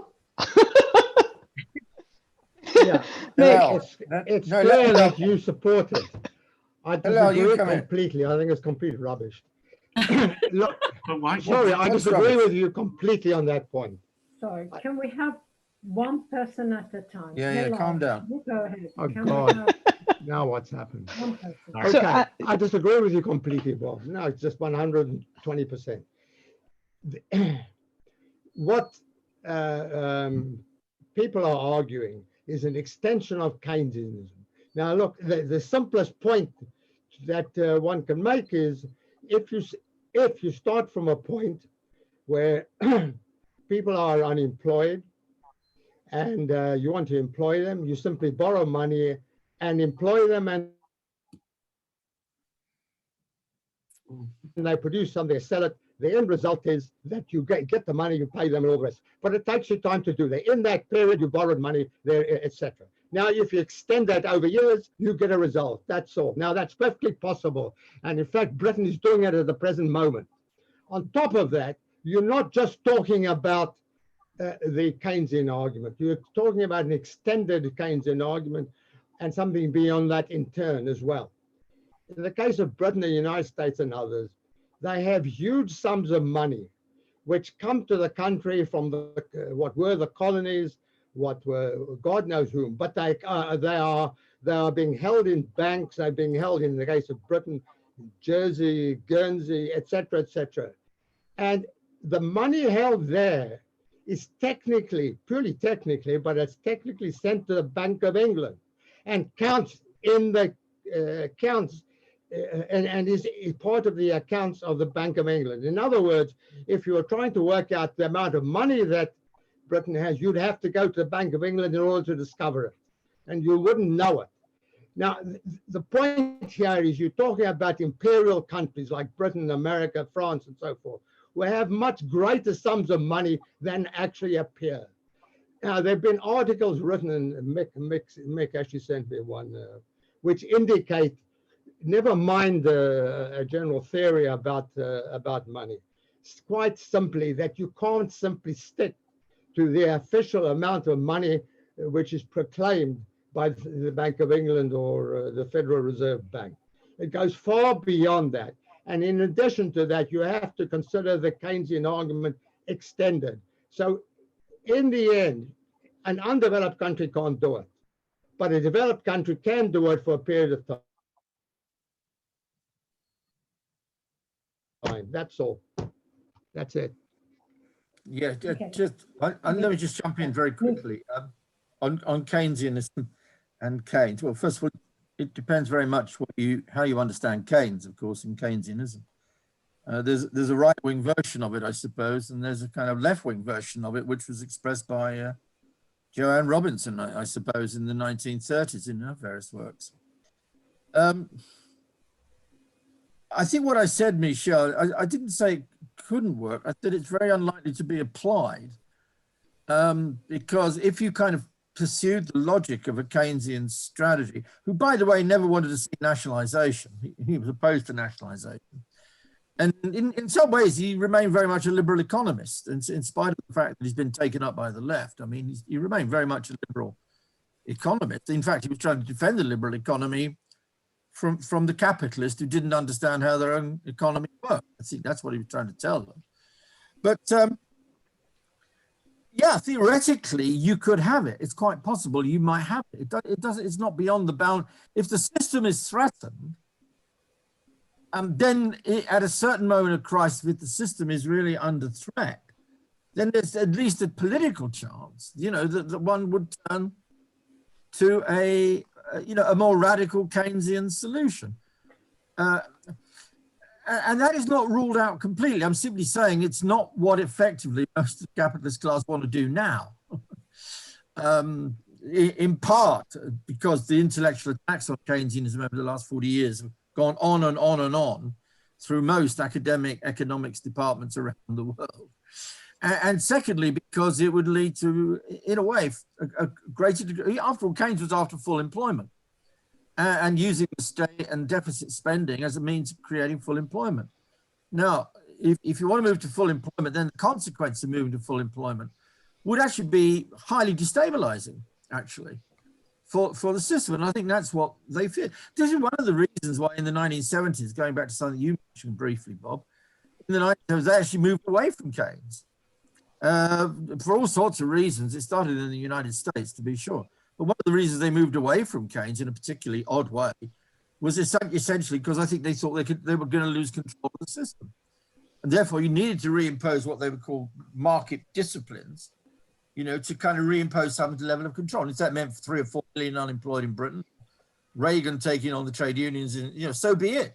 You needed to get back to basics in order to discipline the working class, which was another way of saying we're against full employment, but our main enemy is inflation.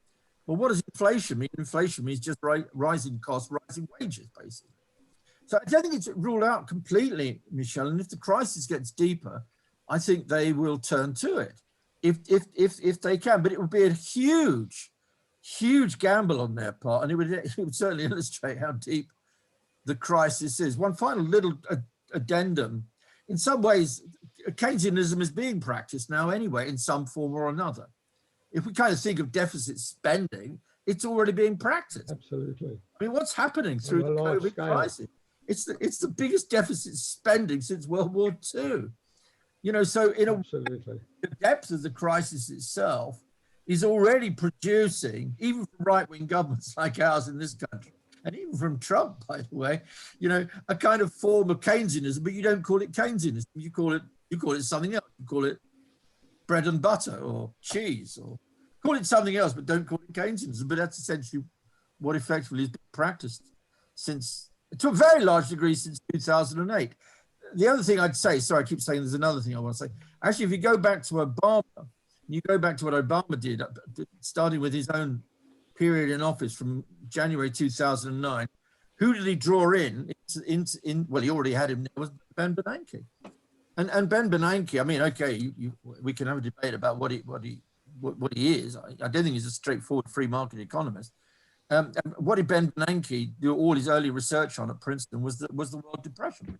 And what caused the World Depression, he believed, wasn't just the Wall Street crash of 1929, but it was poor policies which further accelerated the deepening of the Depression, deflationary policies. So they called for expansion, which meant deficit spending, which is kind of Keynes by any other name. Can I just very quick, just say, just real quick, I have spoken so much. Just to say the on the Keynesian point, I mean I make this hypothesis that the Keynesianism that we've known, which is deficit spending, won't work, because the problem of profitability is so very great. Sure. So you can and that's what the any kind of consensus is willing to to think about, and I think it's very likely we'll get some of that because having some infrastructure spending and so on at the edge of the system is not going to have big results, but it's not going to have big costs with such low interest rates or zero interest rates, and it will have some politically positive effects, desperately needed politically positive effects for the Democratic Party, which is, I hope it does that, but it could be so bad, that party, that it won't even try that.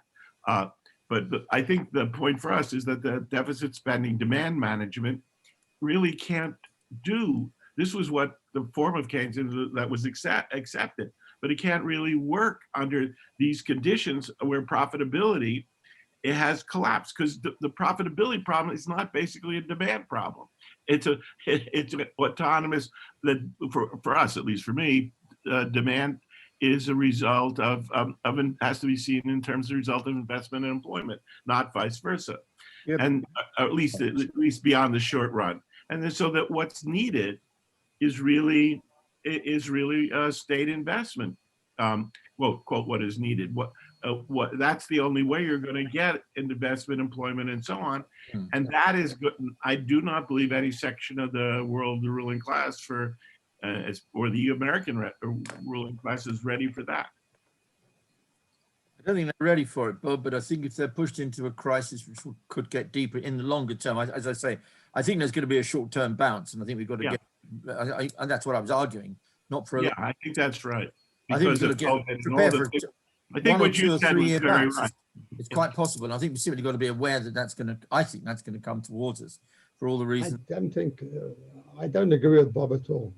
Okay. Of course, it is true that some number of companies can't make profits, but the big 6 companies in the United States are clearly Huge. making profits. And Apple continues to sell. There's no question about it. And it's not reducing the price, the price of their phones. If anything, they go up. So its profits are rising. It's now got a fantastic valuation. What's it? Several trillion now. So there is a positive rate of profit in at least part of the US economy. It's equally true in the United States, and it's obviously true within China itself, where so you don't have a zero rate of profit. You've got it. You've got something which is unpredictable, and in certain sectors, it's clearly there. On top of which, it obviously is true that there is a huge surplus of would-be capital, which has ceased to be capital because it's not invested, which if it were invested wouldn't make much money. That's true. We're agreed. Very good. Okay. Yasmin, I think I'm going to have to go in a moment because we've been on call now for about. Long time. Been a good conversation, but I've got to go. Are we all agreed now, or are we all disagreed? I'm a bit confused. I think there's complete agreement among all of us here. There's not a smidgen of difference. Okay. Not a smidgen. You couldn't put a cigarette paper between good. all, however many of us there are. Okay, it's been good. That's good. Very good. Very good. Okay. Bye-bye. Hillel, be in touch. Bye. Yasmin, Thank thanks for you. organizing it. Bye. Cheers, Thanks, Yasmin. terrific. Cheers. Thanks, Susie. Bye, Bob.